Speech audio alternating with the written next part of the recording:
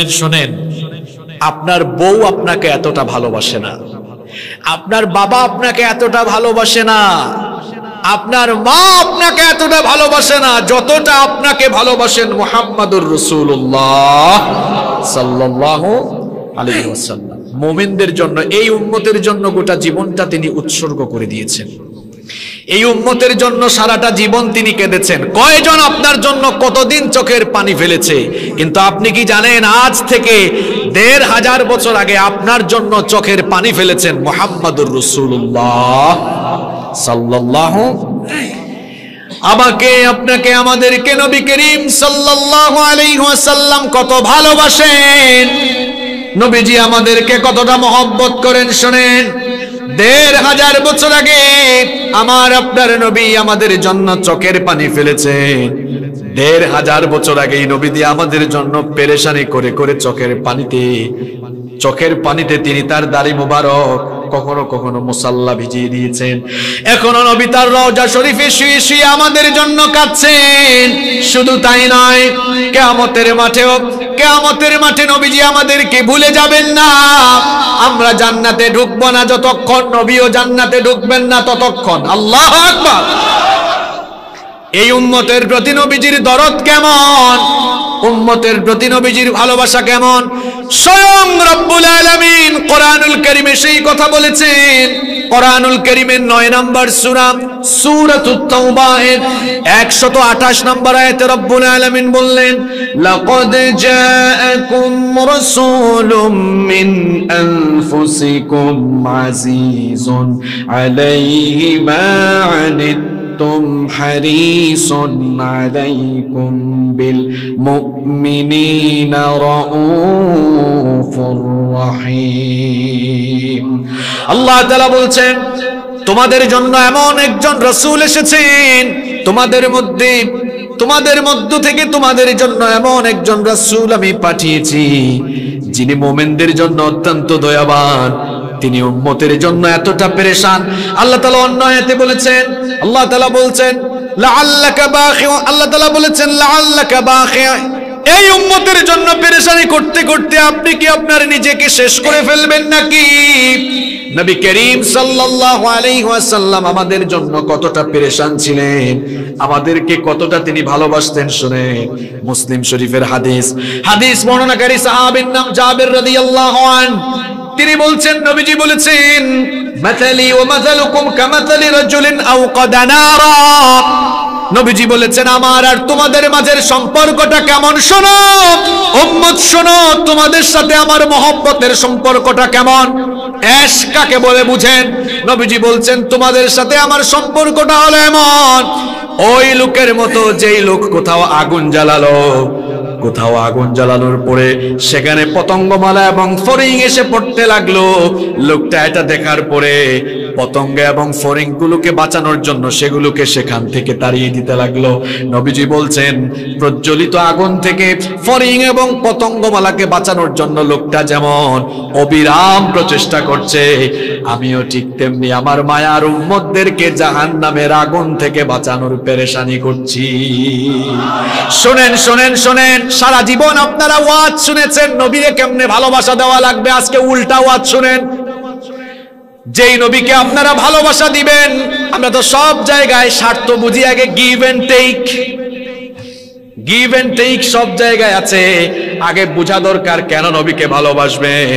নবীকে এই জন্য ভালোবাসবেন, এই দুনিয়াতে আপনাকে যিনি সবচাইতে বেশি ভালোবেসেছেন তিনি মুহাম্মদ সাল্লাল্লাহু।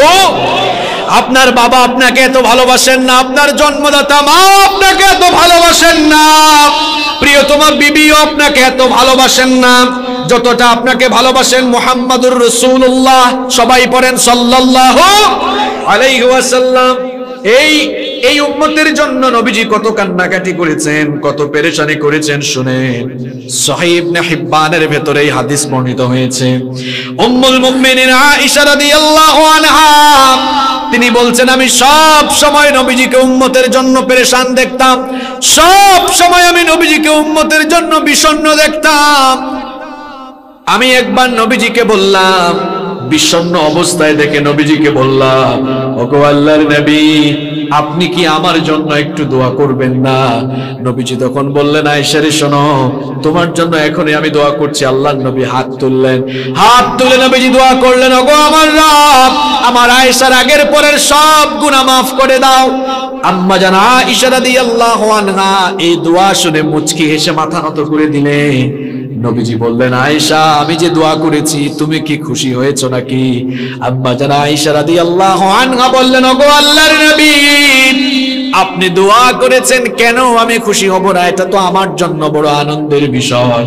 নবীজি তখন বললেন, আয়েশা গো শোনো, তুমি আমাকে এতটা স্বার্থপর ভেবো না যে আমি কেবল তোমার জন্যই দোয়া করি। শোনো, আমি এখন যেমন তোমার জন্য দোয়া করলাম, আমি আমার প্রত্যেকটা নামাজে কেঁদে কেঁদে আমার প্রত্যেকটা উম্মতের জন্য আল্লাহর কাছে দোয়া করি। শুনেন শুনেন, যেই নবীকে আমরা ভালোবাসবো সেই নবী আমাদেরকে কতটা ভালোবেসেছেন, কত মহব্বত তিনি আমাদেরকে করেছেন। এখন আপনারা বলতে পারেন, হুজুর আমরা তো আখেরি জামানার মানুষ, নবীজি আমাদেরকে দেখেন নাই, আমরাও নবীজিকে দেখি নাই, এখন আমাদের প্রতি নবীর ভালোবাসা কেমন ছিল? শুনতেছেন আপনারা? আপনারা নবীকে দেখছেন? কথা কন না কেন? নবীকে দেখেছেন? আপনারা নবীজিকে দেখেন নাই, নবীজিও আমাদেরকে দেখেন নাই।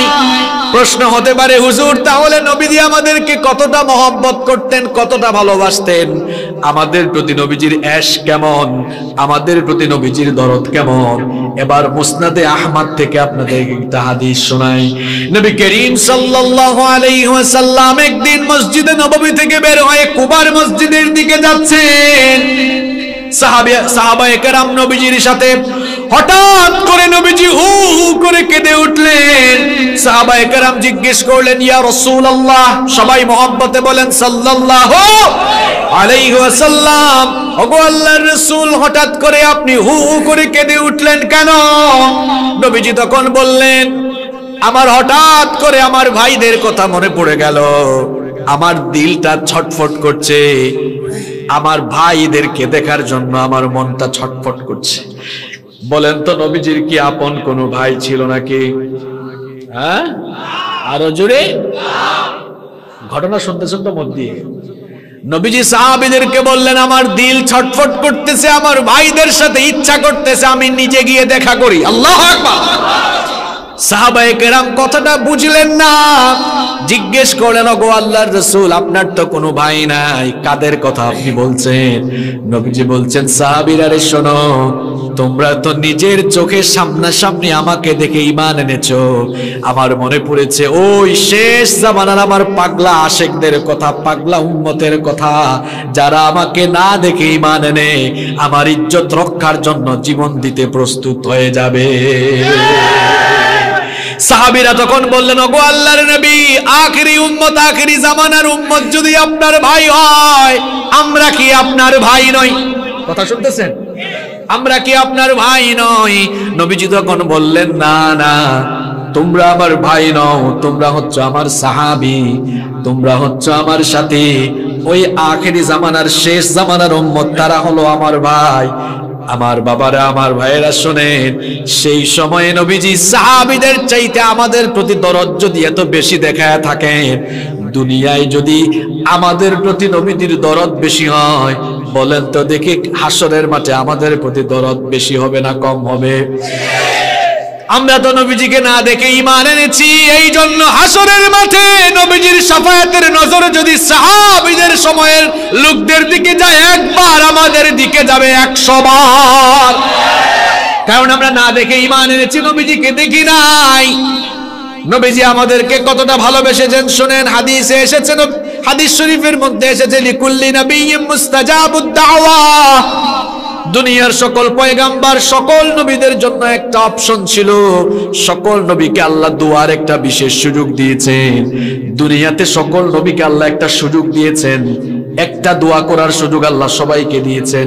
ওই দোয়া তারা করলে সঙ্গে সঙ্গে দোয়া যিনি কবুল করবেন, সবাই বলেন তিনি কে? আসতে বলুন। নবীরা সেই দোয়া দুনিয়ায় থাকাকালীন করে ফেলেছেন। যেমন দেখুন, কয়েকটা ঘটনা বলি। নূহ আলাইহিস সালাম তার এই স্পেশাল দোয়া তিনি দুনিয়াতে করে ফেলেছেন। নূহ পয়গাম্বরকে আল্লাহ 950 বছর হায়াত দিয়েছিলেন। 950 বছর হায়াত পেয়ে ব্যক্তিগতভাবে সমাবেশ করে দিনে রাতে তিনি তার কওমকে দিনের দাওয়াত দিয়েছিলেন। যতই তিনি দাওয়াত দিয়েছেন তার কওম তত আল্লাহর দিনের রাস্তা থেকে সরে গিয়েছে। শেষ পর্যন্ত নূহ নবী বললেন, ইন্নী দাউতু কওমি লাইলান ওয়া নাহারা।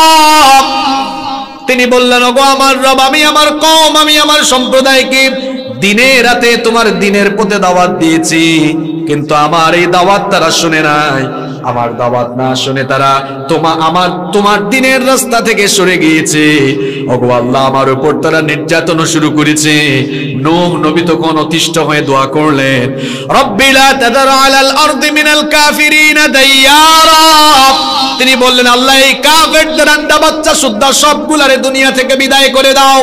নবী যদি দোয়া করেন, দোয়া কবুল করে ফেলবেন কে? নূহ নবী যখন তার উম্মতের জন্য দোয়া করে ফেললেন, আল্লাহ তাআলা দোয়া কবুল করে এমন গজব পাঠালেন, এমন গজব আল্লাহ দিলেন, এমন মহা প্লাবন আল্লাহ দিলেন। এক মহা প্লাবনে কাফেরদের আন্ডা বাচ্চা সুদ্ধা ধ্বংস করে দিয়েছেন কে? তাহলে বলেন তো, গজব দেওয়ার মালিক কে? গজব থেকে বাঁচানোর মালিক কে? এই যে সামনে গজব আসতেছে, সবাই আমরা বলতেছি, আমাদের প্রধানমন্ত্রীও বলছেন গজব আসতেছে, দুর্ভিক্ষ আসতেছে, গোটা বিশ্বের নেতৃবৃন্দ বলতেছেন সামনে দুর্ভিক্ষ আসতেছে, গজব আসতেছে। এই যে 2 বছর আগে করোনা ভাইরাস শুরু হলো, বড় বড় সংস্থাগুলো, এমনকি বিশ্ব স্বাস্থ্য সংস্থাও বলেছিল বাংলাদেশে কম করে হইলেও 10 লক্ষ লোক মারা যাবে। এটা আমার কথা না, বিবিসি সিএনএন এর রিপোর্ট। WHO বলেছিল যে বাংলাদেশে কমপক্ষে 10 লক্ষ লোক মারা যাবে। 1 লক্ষ মরছে নি? কথা বলছেন না কেন আপনারা? বাঁচায় দিয়েছেন কে? আপনারা করোনার চেয়ে বেশি শক্তিশালী, তাই না? এই জন্য বেঁচে গেছেন আপনারা। আপনাদের চিকিৎসা ফ্রান্স, আমেরিকা, ইংল্যান্ডের চেয়ে অনেক উন্নত। তাহলে বাঁচাইছেন কে? হেফাজত করেছেন কে? এখনো বলা হচ্ছে 2023 সালে দুর্ভিক্ষ আসবে, আসতে পারে, কিন্তু আমরা যদি আল্লাহর দ্বীনের পথে থাকতে পারি তাহলে দেখা যাবে এই বাংলাদেশে খাদ্যের কোনো অভাব হবে না ইনশাআল্লাহ। এই বাংলাদেশে কোনো সমস্যা হবে না ইনশাআল্লাহ। তবে আমাদেরকে একটু নিয়ন্ত্রণ হওয়া দরকার। আমরা যে হারে জুলুম বাড়িয়ে দিয়েছি, এই রকম জুলুম চালালে এমন তমসাচ্ছন্ন অন্ধকার নেমে আসবে, সুবহে সাদেক আর সম্ভব হবে না। এজন্য মাননীয় প্রধানমন্ত্রীকে আমরা বলবো, দেশের উলামাদেরকে মুক্ত করে দেন, গজব আল্লাহ তুলে নেবেন। উলামায়ে কেরাম তারা কোনো চোর ডাকাত নন, সন্ত্রাস নন, ইসলাম জঙ্গিবাদে বিশ্বাস করে না, সন্ত্রাসে বিশ্বাস করে না। আমরা বলবো কওমি আলিয়া সকল ঘরানার সকল আলেমদেরকে অচিরেই জেলখানা থেকে বের করে দেন।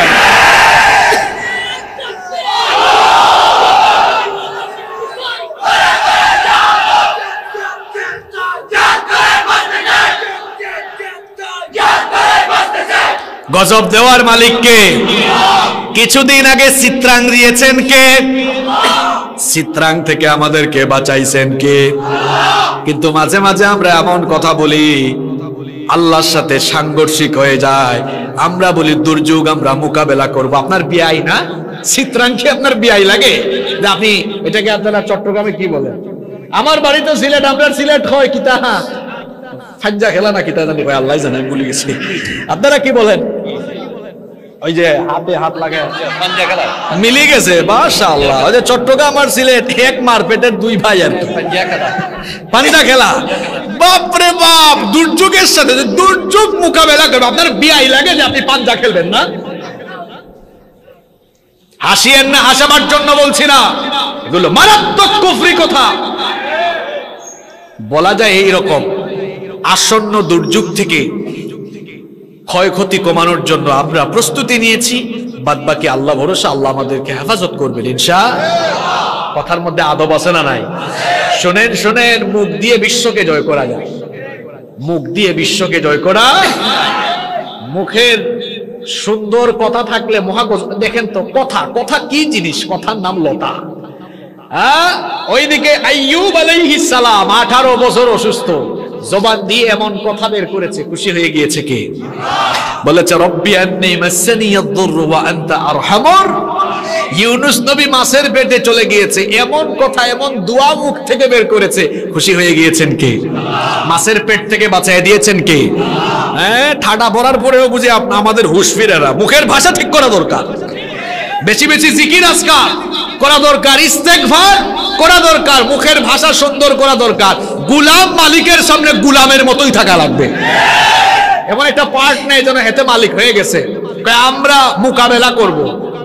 তোমার বাপ দাদা 14 গোষ্ঠী মিলে মোকাবেলা করতে পারবে? আল্লাহ যদি জমিনকে ধ্বংস করে দিতে চান, আল্লাহর কয়েক বছর সময় লাগবে।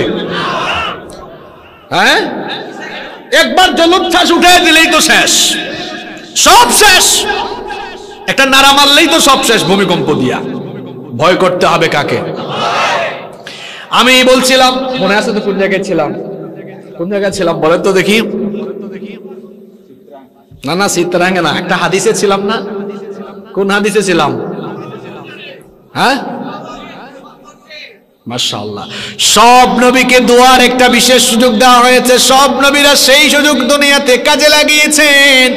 নূহ নবী তার উম্মতের জন্য বদদুয়া করে সেই দোয়াকে কাজে লাগিয়েছেন। ওইদিকে সুলাইমান নবী ওই দোয়াটা দুনিয়ায় করে ফেলেছেন। সুলাইমান নবী এমন দোয়া করেছেন, তিনি বললেন রব্বিগফিরলি ওয়া হাবলি মুলকান লা ইয়ানবাগি লি আহাদিন মিন বা'দি। তিনি বললেন আল্লাহ আমাকে মাফ করো আর আমাকে এমন ক্ষমতার মালিক বানাও যেই রকম ক্ষমতা কিয়ামত পর্যন্ত আমার পরে আর কেউ পাবে। এই দোয়া কবুল করলেন কে? এইজন্য সুলাইমান নবীকে আল্লাহ এমন ক্ষমতাওয়ালা বানালেন, এই রকম ক্ষমতা আজ পর্যন্ত দুনিয়াতে কেউ পায় নাই, কিয়ামত পর্যন্ত কেউ পাবে। এই যুবকরা শোনো, সুলাইমান নবী কেমন প্রেসিডেন্ট ছিলেন জানো নাকি? সুলাইমান নবী আল্লাহর কাছ থেকে ক্ষমতা চাইয়া আনছে, সুবহানাল্লাহ। তিনি বলেছেন আল্লাহ এমন ক্ষমতার মালিক আমাকে বানাও যেই রকম ক্ষমতা আমার পরে কিয়ামত পর্যন্ত আর কেউ পাবে না। আল্লাহ বললেন সুলাইমান আমি তোমাকে এমন ক্ষমতা দিব রে সুলাইমান, যেই রকম ক্ষমতা পাওয়া তো দূরের কথা, এই রকম ক্ষমতার কথা মানুষ কোনোদিন কল্পনাও করতে পারবে। এমন ক্ষমতার মালিক আল্লাহ তাকে দিলে, এমন ক্ষমতার মালিক আল্লাহ তাকে বানালেন। পিঁপড়ার ভাষা বুঝতেন? পিঁপড়া, পিঁপড়া বুঝেন? অবাজি মুখে দি মুখ দিয়ে দেখি কথা আপনাদের হ্যাঁ বের হচ্ছে না, একেবারে কথা বলবেন না, মুখ দিয়ে হতা বাইর নয়। হ্যাঁ ওইব না? পিঁপড়া চিনেন? পিঁপড়া কোরআনে কারিমে পিঁপড়ার নামে সূরা আছে, সূরার নাম সূরা পিঁপড়া। আমি বাংলা বলছি, আপনারা পারেন নাকি? সূরাত ফিল মানে হাতি, ফিল মানে পিঁপড়া মানে হলো নামাল। সূরাতু আন নামাল, পিঁপড়ার নামে আল্লাহ কোরআনে সূরা দিয়েছেন। পিঁপড়ার কিচ্ছা ওই সূরার ভেতরে আছে। পিঁপড়ার কিচ্ছা যার সাথে ঘটেছে ওই নবীর নাম কি? সুলাইমান নবী পিঁপড়ার ভাষা বুঝতেন, পাখির ভাষা বুঝতেন, এমন ক্ষমতা। পাখির ভাষা বুঝতেন, এমন কি বাতাস তার হুকুম মানত। শুধু মানুষ নয়, জিন জাতিকেও তিনি শাসন করেছেন। বাইতুল মুকাদ্দাস মসজিদকে আপনারা চিনেন নাকি? গেছেন নাকি আপনারা? নাম শুনছেন তাই না? বাইতুল মুকাদ্দাস, এই মসজিদটা সুলাইমান নবী মানুষ দিয়ে নয়, জিন জাতি দিয়ে তিনি এই বাইতুল মুকাদ্দাস নির্মাণ করেছেন। আল্লাহু আকবার। এই ঘটনাও কোরআনে কারিমে এসেছে। সুলাইমান নবীকে আল্লাহ এমন ক্ষমতার মালিক বানালেন, এই রকম ক্ষমতা দুনিয়ার কেউ আর পায় না। বলেন তো দেখি, এক দেশ থেকে আরেক দেশের রাষ্ট্রপ্রধানরা যখন যায় কিসে চড়ে যায়? কোন যানবাহনে, কোন বাহনে চড়ে যায়? জোরে বলেন। বিমান। বলেন তো বিমানের মধ্যে ইঞ্জিন আছে না নাই? কটর কটর আওয়াজ আছে না নাই? শুনেন শুনেন, বাংলাদেশ থেকে যদি আমেরিকা সফরে যান, কম করে হলেও 9-10 ঘন্টা সময় লাগবে। 10-12 ঘন্টা সময় আপনার লেগে যাবে। এতে প্রাইম মিনিস্টার যাক আর প্রেসিডেন্ট যাক, 3-4 হাজার বছর আগে সুলাইমান নবী দুনিয়াতে ক্ষমতা চালিয়ে গিয়েছেন। উনি কেমনে সফর করতেন শুনেন। বিমানেও নয়, রকেটেও নয়, ওই যুগে বিজ্ঞানও ছিল না, বিজ্ঞানাগার ছিল না, বিজ্ঞানীও ছিল না। ওই যে তিনি দোয়া করছেন, আল্লাহ এমন ক্ষমতা দাও যে ক্ষমতা কেউ আর পাবে না। আল্লাহ বললেন সুলাইমান এমন ক্ষমতা দিচ্ছি কিয়ামতের আগের যুগের মানুষরা অবাক হবে, এমন ক্ষমতা সুলাইমান পাইছে কেমনে। সুলাইমান নবীকে আল্লাহ বললেন এমন ক্ষমতার মালিক তোমাকে বানাবো, তোমাকে আমি ইঞ্জিন ছাড়া বাহন দিয়ে চড়াবো। আল্লাহু আকবার। সুলাইমান নবী বললেন ওগো আল্লাহ এটা আবার কেমন বাহন? আল্লাহ বললেন তুমি তোমার সিংহাসনে উঠে বসো। তুমি যখন সিংহাসনে উঠে বসবা, ইঞ্জিন ছাড়া বিনা আওয়াজে বিনা ইঞ্জিনে বাতাসের মাধ্যমে বসার সঙ্গে সঙ্গে 1 মাসের পথ চলে যাবা। শুধু সুবহানাল্লাহ বললে চলবে না, বলেন এই রকম ক্ষমতা দুনিয়ার কেউ পাইছে? ওই বেটা পুতিন পাইছে? হ্যাঁ, জো বাইডেন পাইছে? তার বাপ দাদারা পাইছে? ভবিষ্যতে কেউ পাবে? উঠে সিংহাসনে বসেছে, আওয়াজ নাই, ইঞ্জিন নাই, বাতাসের মাধ্যমে 1 মাসের পথ চলে গিয়েছে। সুবহানাল্লাহ। আবার সন্ধ্যাবেলা 1 মাসের পথ ফিরেও এসেছে। আমি বলছিলাম লিকুল্লি নাবিয়্যিন দাওয়াতুম মুস্তাজাবা, সকল নবীকে আল্লাহ দোয়ার একটা বিশেষ সুযোগ দিয়েছেন। সব নবীরা ওই দোয়াটা দুনিয়ায় করে ফেলেছেন, একজন ওই দোয়াটা করেন নাই, রেখে দিয়েছেন উম্মতের জন্য। তিনি আমাদের নবী মুহাম্মদুর রাসূলুল্লাহ সাল্লাল্লাহু আলাইহি ওয়াসাল্লাম। সারাটা জীবন কত কষ্ট করেছেন, 3 দিন 4 দিন না খাওয়া ছিলেন। তখন তিনি যদি আল্লাহর কাছে চাইতেন আল্লাহ আমাকে আসমান থেকে খাবার দাও, আল্লাহ কি খাবার দিতেন না? ক্ষুধার্ত অবস্থায় সেই দোয়াটা করেন নাই। আবার তায়েফের ময়দানে যখন গিয়েছেন, তায়েফের কাফিরগুলো যখন নবীজির শরীর থেকে রক্ত ঝরিয়েছে, আল্লাহ যদি বলতেন আল্লাহ আসমান থেকে আমাকে সাহায্য পাঠাও, আল্লাহ কি পাঠাইতেন না? ওই দিনও আমার নবী দোয়াটা করলেন না। তায়েফের ময়দানে আমার নবীর শরীর মোবারক থেকে যখন রক্ত ঝরছে, মালাকুল জাবাল পাহাড়ের ফেরেশতা এসে বলল ইয়া রাসূলুল্লাহ, সবাই পড়েন সাল্লাল্লাহু আলাইহি ওয়াসাল্লাম, আপনার শরীর মোবারক থেকে, দেহ মোবারক থেকে রক্ত ঝরছে, আমরা সহ্য করতে পারছি না। ওগো আল্লাহর নবী, আমি হলাম পাহাড়ের দায়িত্বে নিয়োজিত ফেরেশতা, আমার গায়ে আল্লাহ এত শক্তি দিয়েছেন, আপনি যদি আমাকে হুকুম করেন 2 দিকের পাহাড় আমার হাতের তালুতে নিয়ে সবগুলা কাফেরদেরকে আমি মাটির নিচে দাবায় দিতে পারবো। আল্লাহর নবী, মায়ার নবী, দয়ার নবী, উম্মতের জন্য যার এত দরদ, সেই নবী বললেন হে পাহাড়ের ফেরেশতা শোনো, আমি যদি আদেশ করি আর আমার আদেশ মতো যদি সবগুলা কাফেরকে মেরে ফেলো, একটা কাফের যদি বেঁচে না থাকে, তাহলে কার মুখে আমি পৌঁছে দিব লা ইলাহা ইল্লাল্লাহু মুহাম্মাদুর রাসূলুল্লাহ সাল্লাল্লাহু। আমার নবী তায়েফের ময়দানে যখন নির্যাতিত হয়েছেন, তখনও সেই দোয়াটা করেন নাই। নবীজির কলিজার টুকরা 2 নাতি হাসান আর হুসাইন দিনের পর দিন না খেয়ে থেকেছে, নবীজি হাসান হুসাইনের জন্য ওই দোয়াটা করেন নাই। নবীজি তার কলিজার টুকরা মেয়ে ফাতেমার জন্য ওই দোয়াটা করেন নাই। নবীজি তার জামাই আলী রাদিয়াল্লাহু আনহুর জন্য দোয়াটা করেন নাই। নবীজি উহুদের যুদ্ধের দিনে যখন দান মোবারক শহীদ হয়েছে, সেই দিনও ওই দোয়াটা করেন নাই, রেখে দিয়েছেন আমাদের জন্য। কারণ হাসরের মাঠে আমরা আসামি হয়ে যাব, সেই দিন আমাদের জন্য শাফায়াতকারী হয়ে যাবেন তিনি। এখন তো সূর্য মানুষের মাথার থেকে 9,30,00,000 মাইল দূরে, 9,30,00,000 মাইল দূর থেকে গ্রীষ্মকালে সূর্য যখন তাপ দেয়, গরমের চোটে মানুষ গাছের ছায়ার নিচে আশ্রয় নেয়, এসির নিচে গিয়ে আশ্রয় নেয়। 9,30,00,000 মাইল দূরের সূর্যের তাপে যদি এই দশা হয়, কাল কিয়ামতের কঠিন দিনে 9,30,00,000 মাইল দূরের সূর্য যখন একেবারে মাথার উপরে নেমে আসবে, সূর্যের প্রচন্ড তাপে জমিন সেদিন তামার জমিন হয়ে যাবে। গুনাহগার যারা, পাপিষ্ঠ যারা, তাদের মাথার চান্দি ফেটে মগজগুলো টক বক করে গলে গলে বেয়ে বেয়ে পড়তে থাকবে। আর সে কঠিন দৃশ্যের কথা আমি কি করে আপনাদেরকে বুঝাই। মহিলারা যখন চুলায় ভাত রান্না করে, পানি গরম হয়ে যাওয়ার পর চালগুলো যেমন করে ফুটতে থাকে, গুনাহগারদের মাথার চান্দি ফেটে মগজগুলো উতলে উতলে বেয়ে বেয়ে পড়তে থাকবে। নাফরমান গুনাহগারদের পিপাসার্ত হয়ে তারা তখন জিহ্বাটা বের করে ফেলবে। তাদের জিহ্বাটা বের হয়ে কুকুরের মতো নাভিস্থল পর্যন্ত ঝুলতে থাকবে।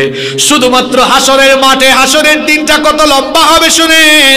নবীজি বলেছেন 50,000 সানাতিন মিম্মা তাউদ্দুন।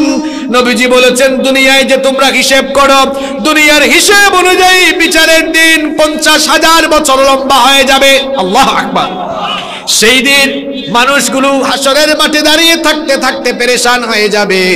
চলে যাবে মানুষেরা পৃথিবীর প্রথম মানুষ এবং প্রথম নবী আমাদের বাবা সাইয়েদনা আদম আলাইহিস সালামের কাছে গিয়ে বলবে, বাবা আদম, হাসরের মাঠে দাঁড়ায় থাকতে থাকতে আমাদের সহ্য হয় না, দয়া করে আমাদের জন্য একটু দোয়া করেন, আল্লাহ যেন বিচারের কাজটা শুরু করে দেন। বাবা আদম তখন বলবেন, আমি পারবো না, নিষিদ্ধ গাছের ফল ভক্ষণ করেছিলাম, জানি না আজ রব আমার সঙ্গে কি ব্যবহার করেন, আমি পারবো না, চলে যাও আমার ছেলে নূহের কাছে। লোকেরা চলে যাবে সাইয়েদনা নূহ আলাইহিস সালামের কাছে। সাইয়েদনা নূহ আলাইহিস সালাম তখন বলবেন, আমি আমার উম্মতের জন্য বদদুয়া করেছিলাম, জানি না আজ আল্লাহ তাআলা আমার সঙ্গে কি ব্যবহার করে, আমিও পারবো না, চলে যাও মূসা কালিমুল্লাহর কাছে। লোকেরা গিয়ে দেখবে মূসা কালিমুল্লাহ নিজেকে বাঁচানোর ধান্দায় আছেন, নফসি নফসি জিকির করছেন। লোকেরা গিয়ে বলবে, ওগো নবী মূসা, দোয়া করেন আল্লাহ যেন বিচারের কাজটা শুরু করে দেয়।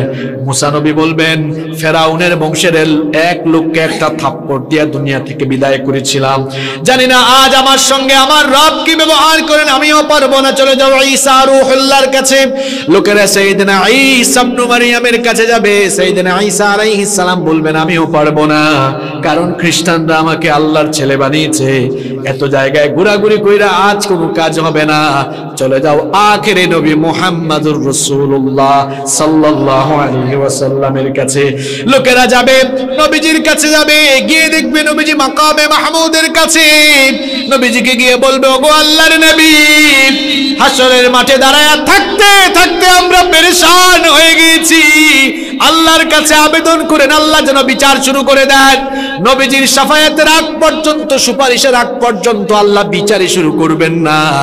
এমন সময় সাইয়েদনা জিবরিল আসবেন। সাইয়েদনা জিবরিল এসে বলবেন, ওগো আল্লাহর নবী, আপনি মাকামে মাহমুদের কাছে সাজদায় পড়ে পড়ে এত কান্না করছেন কার জন্য? আজকে তো হাসরের মাঠ, চলেন চলেন, জান্নাত আপনাকে দিয়ে উদ্বোধন করা হবে, আল্লাহ আপনাকে ডাকছেন, আল্লাহর সিংহাসনের পাশে আজকে আপনি বসবেন। নবীজি যাবেন, গিয়ে বলবেন, ওগো মাবুদ, তোমার সিংহাসনের পাশে যদি আমি বসে থাকি, ওইদিকে মিজানে আর পুলসিরাতে আমার উম্মতের কি দশা হয় আমি তো জানবো না। ওগো আল্লাহ, আমি তোমার পাশে বসবো না, মিজানে যাব, পুলসিরাতে যাব, আমার আটকা পড়া উম্মতদেরকে সুপারিশ করে করে তোমার কাছে নিয়ে আসবো। আল্লাহু আকবার। নবীজি সাজদায় পড়ে যাবেন। নবীজি সাজদায় পড়ে যাবেন, আল্লাহ তাআলার রহমতের দরিয়ায় জোশ মারবে। আল্লাহ বলবেন, ইরফা রাসাক, নবী মাথা ওঠান, সাল তুতাহু, কি চাইবেন আমার কাছে চান। নবীজি তখন বলবেন, ওগো আল্লাহর নবী, আল্লাহর নবী তখন বলবেন, ওগো রব, আমার একটা উম্মত, গুনাহগার উম্মত জাহান্নামে থাকবে যতক্ষণ, আমারে তুমি জান্নাতে ঢুকাইতে পারবা না ততক্ষণ। আল্লাহ তখন বলবেন, হাবিব, আমি আপনাকে দুনিয়ায়ও আপনার কোনো আশা অপূর্ণ রাখি নাই, আজ হাসরের মাঠেও আমি আপনার কোনো আশা অপূর্ণ রাখবো না। ওগো হাবিব জান, আপনাকে সুযোগ দিলাম, যারে মন চায় তার জন্য সুপারিশ করে তারে নিয়ে আমার জান্নাতের ভেতর ঢুকে যা। সেই নবীর শাফায়াত চাই কি চাই না? কারা কারা চাই? দুহাত তুলে আল্লাহকে দেখায়। লিল্লাহি তাকবীর, লিল্লাহি তাকবীর। হাত নামান। ততক্ষণে আপনাদেরকে লাইনে তুলছি। নবীজির শাফায়াত আমরা সবাই চাই। এবার আসেন, শাফায়াত পাইতে হলে কি করা লাগবে? এমনি এমনি পাবেন? হায় হায়, এবার তো মূল ওয়াজ শুরু হবে। তাইলে আমরা যে নবীজিকে ভালোবাসবো, নবীজি আমাদেরকে ভালোবেসেছেন কম না বেশি? এখনো ভালোবাসেন। নবীজি আমাদেরকে সব থেকে, হাসরের মাঠ পর্যন্ত নবীজি আমাদেরকে ভালোবাসবেন সবচাইতে। এবার নবীজির সুপারিশ পাইতে হলে কি করতে হবে? নবীজিকে ভালোবাসতে, নবীজির ভালোবাসার উম্মত হইতে হলে আপনাকেও নবীজিকে ভালোবাসতে। কষ্ট হচ্ছে আপনাদের? আমি কিন্তু এখন মূল কথাগুলো শুরু করবো, শুনবেন তো আপনারা? তবে বেশি লম্বা করবো না, কয়েক মিনিটে শেষ করবো ইনশাআল্লাহ। তাহলে যেই নবী আমাদেরকে ভালোবাসা দিয়েছেন সেই নবীকে আমাদেরও ভালোবাসতে। ঈমান আগে না ভালোবাসা আগে? বুঝে শুনে উত্তর দেন। ঈমান আগে না ভালোবাসা আগে? নো, উত্তর হয় নাই আপনাদের। ঈমান আগে না ভালোবাসা। দলিল কোথায়? দলিল আছে বুখারী শরীফে, মুসলিম শরীফে। আনাস বিন মালিক রাদিয়াল্লাহু আনহু হাদিস বর্ণনা করেছেন। উলামারা বসে আছেন, ভুল বললে আমার এই স্টেজ থেকে নামায়ে দিন। নবীজি বলছেন, লা ইউমিনু আহাদুকুম হাত্তা আকুনা আহাব্বা ইলাইহি মিন ওয়ালিদিহি ওয়া ওয়ালাদিহি ওয়ান নাসি আজমাইন।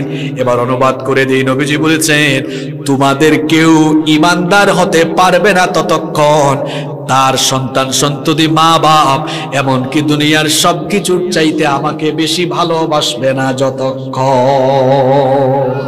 ঈমানের খাতায় রেজিস্ট্রেশন হবে না, ঈমানের খাতায় নামই উঠবে না যতক্ষণ না নবীজিকে আপনি এজন্য বলেছি ঈমান আগে না ভালোবাসা। কথা ক্লিয়ার? ভালোবাসা আগে না ঈমান আগে? ভালোবাসা আগে না ঈমান আগে? এটা আমি বলেছি? বলেছেন মুহাম্মাদুর রাসূলুল্লাহ সাল্লাল্লাহু। ঈমান আনার আগেই নিজের জীবনটা নবীজির জন্য উৎসর্গ করে দেওয়া লাগবে। এই জন্য রব্বুল আলামিন কোরআনুল কারীমের 33 নম্বর সূরা সূরাতুল আহজাবের 6 নম্বর আয়াতে বলেছেন, আন-নাবিয়্যু আউলা বিল মুমিনিনা মিন আনফুসিহিম ইলা আখিরিল আয়া। আল্লাহ তাআলা বলছেন, ঈমানদারদের কাছে নবী হচ্ছেন তাদের নিজের জীবনের চাইতেও আরো বেশি প্রিয়।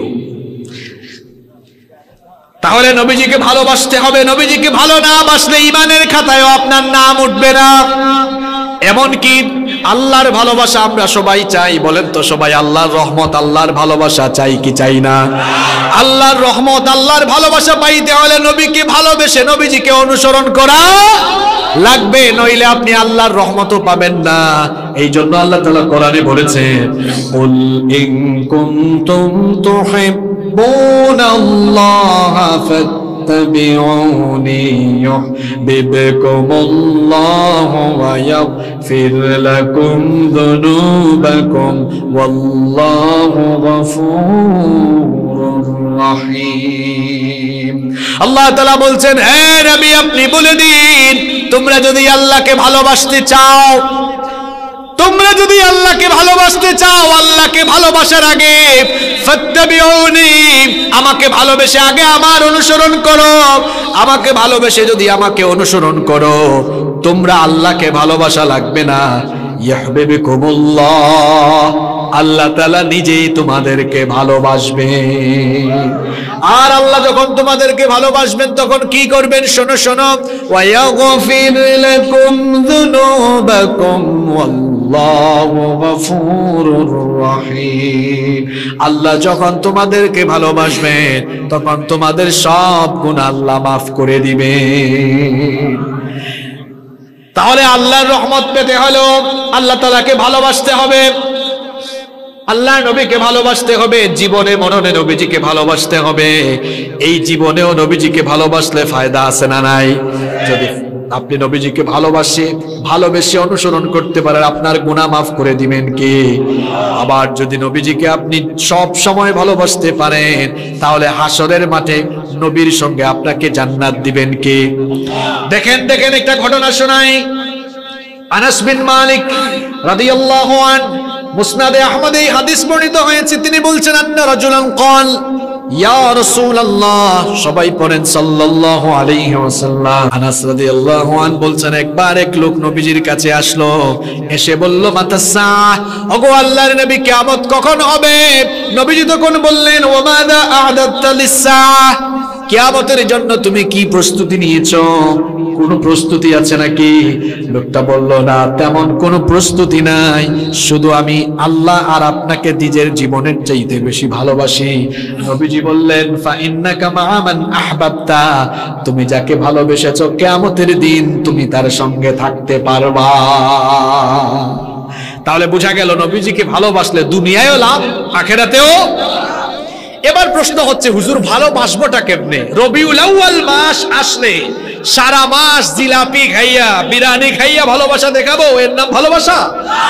না না না না না না না। এই ভাই, আগে কথা বলবেন না, বলছি না আমি মূল কথাগুলো এখন শুরু করব। আক্রমণাত্মক কথা বলা আমার নিজের পছন্দ। আপনি কথা বলবেন বুঝার কথা, যাতে করে আপনাকে দুশ্মন ভাবে এমন লোক যেন আপনাকে বুঝে, আপনার আদর্শে প্রভাবিত হয়ে সেও যেন আপনার পথে চলে আসে, এমনটাই হওয়া উচিত। আল্লাহ আমাদেরকে বুঝার তৌফিক দান করুন। ভাইয়েরা শুনতেছেন আপনারা? যুবকরা তোমরা ভালো করে শোনো। আজকে এমন ওয়াজ শুনবা যে ওয়াজ জীবনেও শোনা নাই। ভালো করে শোনো যুবকরা, ভালো করে শোনো। বাবাদেরকে তো তুমি করে বলতেছি না, আপনারা তো আমার বাবার বয়সী। আমার বাবারা ঘুম পাইতেছে আপনাদের, কেউ ঝিমাইতেছে, দেখি যুবকরা একটা তাকবীর দিয়া বাবাদের ঘুম ছোটায় দাও। লিল্লাহি তাকবীর। তোমরা বিয়ে শাদী করো নাই, বিয়ে শাদীর আগে যে স্লোগানটা দিলে লজ্জা লাগতেছে আমার।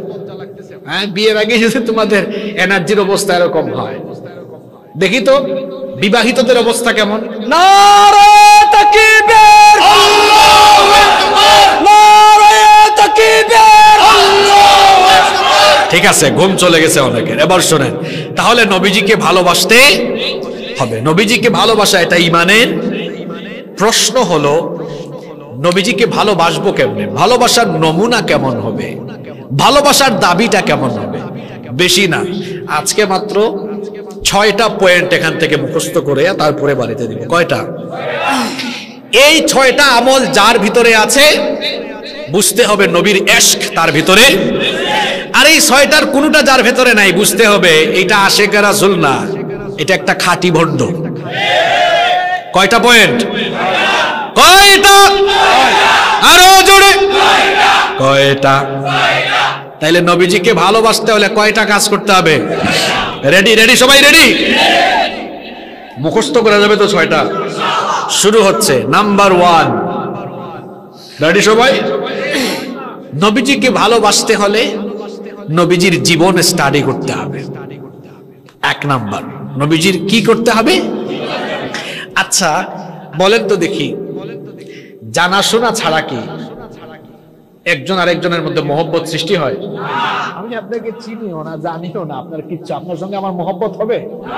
মহব্বতটা হবে তখন, ইশকটা বাড়বে তখন, গভীরতা হবে তখন, যখন দুজনের জানাশোনাটা বেশি ভালো হবে।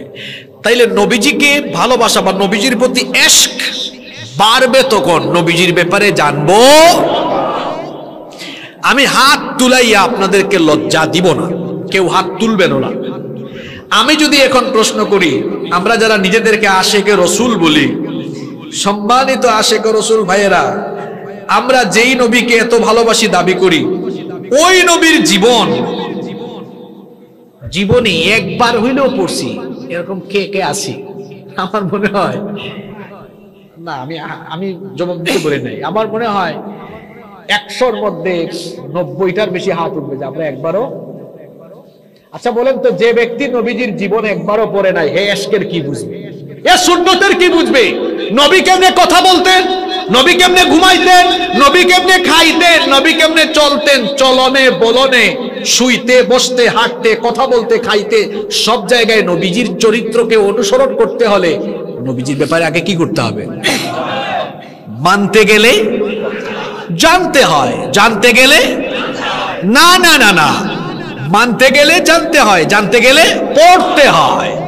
মুসলমান এখন পড়াশোনায় নাই, হায় হায় হায়, মুসলমান এখন খালি মিছিল আর বিরিয়ানি খাওয়ার দাম দেয়, পড়াশোনায় নাই। যদি পড়াশোনা করতো, মিলাদ আর সিরাত নিয়ে মুসলমান ঠেলাঠেলি করতো না। কারণ একজন মানুষের জীবনী শুরু হয় মিলাদ থেকে, মিনাল মিলাদি ইলাল ওয়াফাতি। জন্ম থেকে মৃত্যু পর্যন্ত পুরাটাকে কি বলা হয়? আরবিতে সিরাত বলা। আমি অবাক লাগে, বাংলাদেশে যে পরিমাণ কিলাকিলে, এটা কোন দেশে কয় তুই সিরাত বলস কেন? আমি মিলাদি, তুই সিরাতি। যুবকরা শোনো, তোমরা তো সচেতন ভাই। আচ্ছা তোমরা আমাকে বলো তো, যুবকরা বলো, মিলাদ এটা বাংলা শব্দ?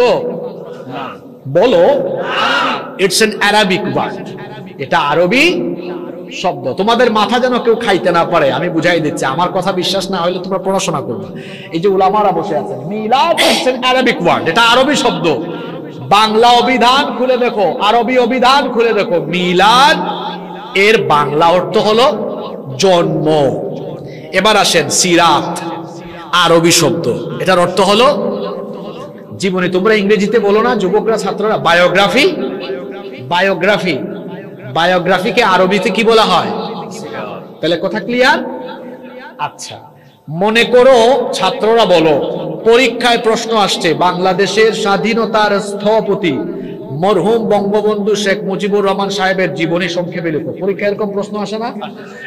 আচ্ছা, আমরা যখন কারো জীবনী লেখা শুরু করি, বিয়ে শাদী থেকে লেখা শুরু করি না জন্ম থেকে শুরু করি? মৃত্যু থেকে শুরু করি না জন্ম থেকে শুরু করি? তাহলে জীবনী বলতে গেলে, সিরাত মানে জীবনী, সিরাত বলতে গেলে বা লিখতে গেলে জন্মটা এসে যাবে। কিন্তু শুধু জন্ম নিয়ে আলোচনা করলে তো মৃত্যু আর আপনার জীবনী আর থাকে না। এই জন্য মিলাদ যার, সিরাত তার। সিরাত যার, মিলাদও। এখন যুবকরা, ছাত্ররা, তোমাদের সামনে মিলাদি আর সিরাতি দুই গ্রুপ মারামারি করলে গিয়া বুঝাইবা, আরে ভাই দুইটা আরবি শব্দ অর্থ বুঝেন আপনি? একটা হইলো জন্ম আর একটা হইলো জীবন, বুঝাবেন এমনি। মনে করেন ভাই পরীক্ষায় আসছে শেখ মুজিবুর রহমান সাহেবের জীবনী লেখো, জীবনীটা জন্ম থেকে শুরু হবে না? তাহলে মনে করেন রাসূলুল্লাহ সাল্লাল্লাহু আলাইহি ওয়াসাল্লামের জীবনী আমরা যখন শুরু করব, তখন কি ওনার মিলাদ জন্ম বাদ দিয়ে শুরু করব? ওনার জন্ম থেকেই তো আমরা আলোচনা করি, জন্মের কথা বলিও। কিন্তু না, আমরা এটা নিয়ে মারামারি করলাম। শোনেন শোনেন, আমরা হুজুররা হুজুরদের সাথে যে কিলাকিলি করি, আমরা যদি সব হুজুররা আমাদের ভক্তদেরকে বলতাম, সম্মানিত ভাইয়েরা, সম্মানিত আশেক রাসূলরা, সবাই নবীজির জীবনী বেশি বেশি পড়বেন, নবীজির জীবনী গিফট করবেন, তাইলে দেখতেন আমাদের ভক্তরাও এত ঠেলাঠেলি করতো।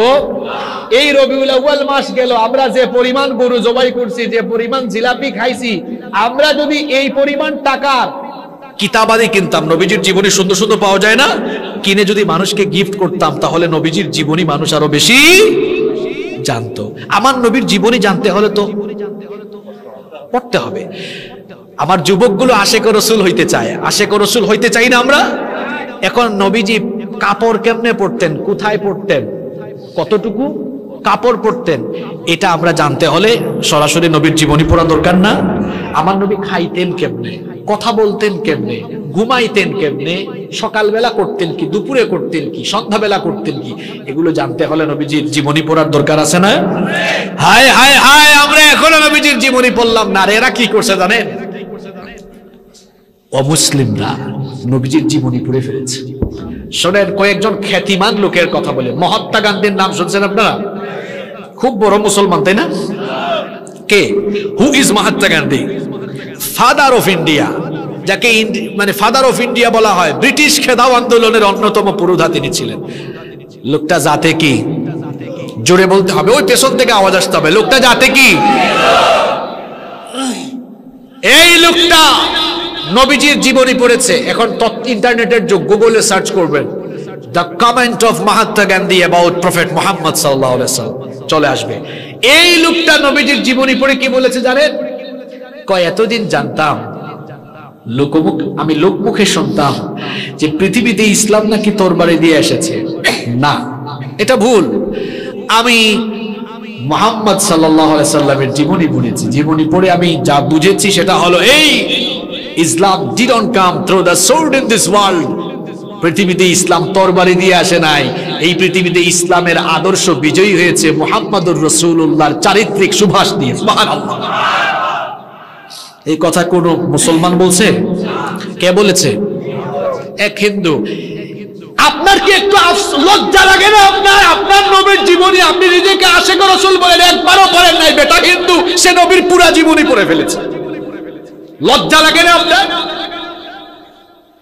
ওই বেটা বৌদ্ধ কি করছে শোনেন, সে ছোটখাটো বৌদ্ধ না, বৌদ্ধদের ধর্মীয় গুরু, প্রধান নেতা দালাই লামা, নাম শুনছেন আপনারা? এই দালাই লামা নবীজির পুরা জীবনী পড়েছে। সে নবীজির জীবনী পড়ে অভিভূত হয়েছে। সে তখন বলেছে, prophet Muhammad is the best example for the entire humanity. সে বলেছে নবী মুহাম্মদ সাল্লাল্লাহু আলাইহি ওয়াসাল্লাম তিনি হচ্ছেন গোটা দুনিয়ার সকল মানুষের জন্য সর্বোত্তম অনুপম দৃষ্টান্ত। সুবহানাল্লাহ। সে আরো বলেছে, we should follow the path which showed by the prophet Muhammad to get global peace. আমরা যদি শান্তিময় পৃথিবী পাইতে চাই তাহলে আমাদের উচিত ওই নবী মুহাম্মদুর রাসূলুল্লাহ সাল্লাল্লাহু আলাইহি ওয়াসাল্লাম যে পথ দেখায় গেছেন ওই পথের অনুসরণ করা। ওই পথের অনুসরণ করলেই শান্তি মিলবে। হ্যাঁ, আমরা শুধু সুবহানাল্লাহ কইতে জানি, কিন্তু নবীর জীবনী পড়তে জানি না আমরা। আর ওই বেটা খ্রিস্টান কি করছে? বললাম তো হিন্দু আর বৌদ্ধের কথা। মাইকেল এইচ হার্ট, তার একটা বই গোটা পৃথিবীতে পরিচিত, দি 100, বিশ্বের 100 শ্রেষ্ঠ মনীষী জীবনী। সেখানে সে অ্যাডাম অর্থাৎ আদম আলাইহিস সালাম, জোসেফ মানে ইউসুফ আলাইহিস সালাম, আব্রাহাম, ইব্রাহিম আলাইহিস সালাম, জেসাস ক্রাইস্ট অর্থাৎ যীশু খ্রিস্ট, আমরা যাকে ঈসা আলাইহিস সালাম বলি, এদের জীবনী এনেছে। শুধু তাই নয়, Isaac Newton, Benjamin Franklin, Dalai Lama, এদের জীবনী এনেছে। লোকটা যাতে খ্রিস্টান, উচিত ছিল যে এই 100 জনের জীবনী উল্লেখ করছে সবার উপরে সে যীশু খ্রিস্ট অর্থাৎ ঈসা আলাইহিস সালামের জীবনীটা লেখা, এটাই উচিত ছিল। কিন্তু মজার ব্যাপার হলো সে সবার উপরে যার নাম লিখেছে তিনি মুহাম্মাদুর রাসূলুল্লাহ সাল্লাল্লাহু আলাইহি ওয়াসাল্লাম। লোকটা খ্রিস্টান হইয়া যে কামটা করছে, এখন খ্রিস্টানরা খুশি না বেজার? আবাজি কথা বলেন, খুশি না বেজার? বেজার। খ্রিস্টানরা তখন বলল, মাইকেল এইচ হার্ট এটা কোনো কামের কাম করলো? একজন খ্রিস্টান হইয়া মুসলমান ধর্মের নবীর নাম উপরে লেখছে, এটা কোনো কামের কাম করছে? মাইকেল এইচ হার্ট তাদের সমালোচনার জবাব দিয়ে বললেন, শোনো শোনো, তোমরা যারা না বুঝে আমার সমালোচনা করছো, শোনো, ওনার নাম এমনি এমনি উপরে উঠাই নাই, সিরিয়ালে প্রথম রাখি নাই। He was the only man in history, he was the only man in history who was supremely successful on both the religious and secular level. আমি যার নাম উপরে লিখছি উনি কে চেনো? চেনো? উনি হচ্ছেন এই দুনিয়ার একমাত্র ব্যক্তি যিনি ধর্মীয় জাগতিক সকল ক্ষেত্রে সমান তালে সফলতার দৃষ্টান্ত রেখেছেন। আল্লাহু আকবার।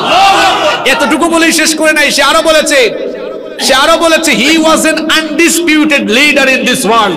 সে বলেছে, যাকে নিয়ে এত সমালোচনা করছো, যার নাম উপরে লেখার কারণে উনার জীবনী পড়ো, পড়া দেখো, উনি হচ্ছেন এই পৃথিবীর একজন অবিসংবাদিত নেতা।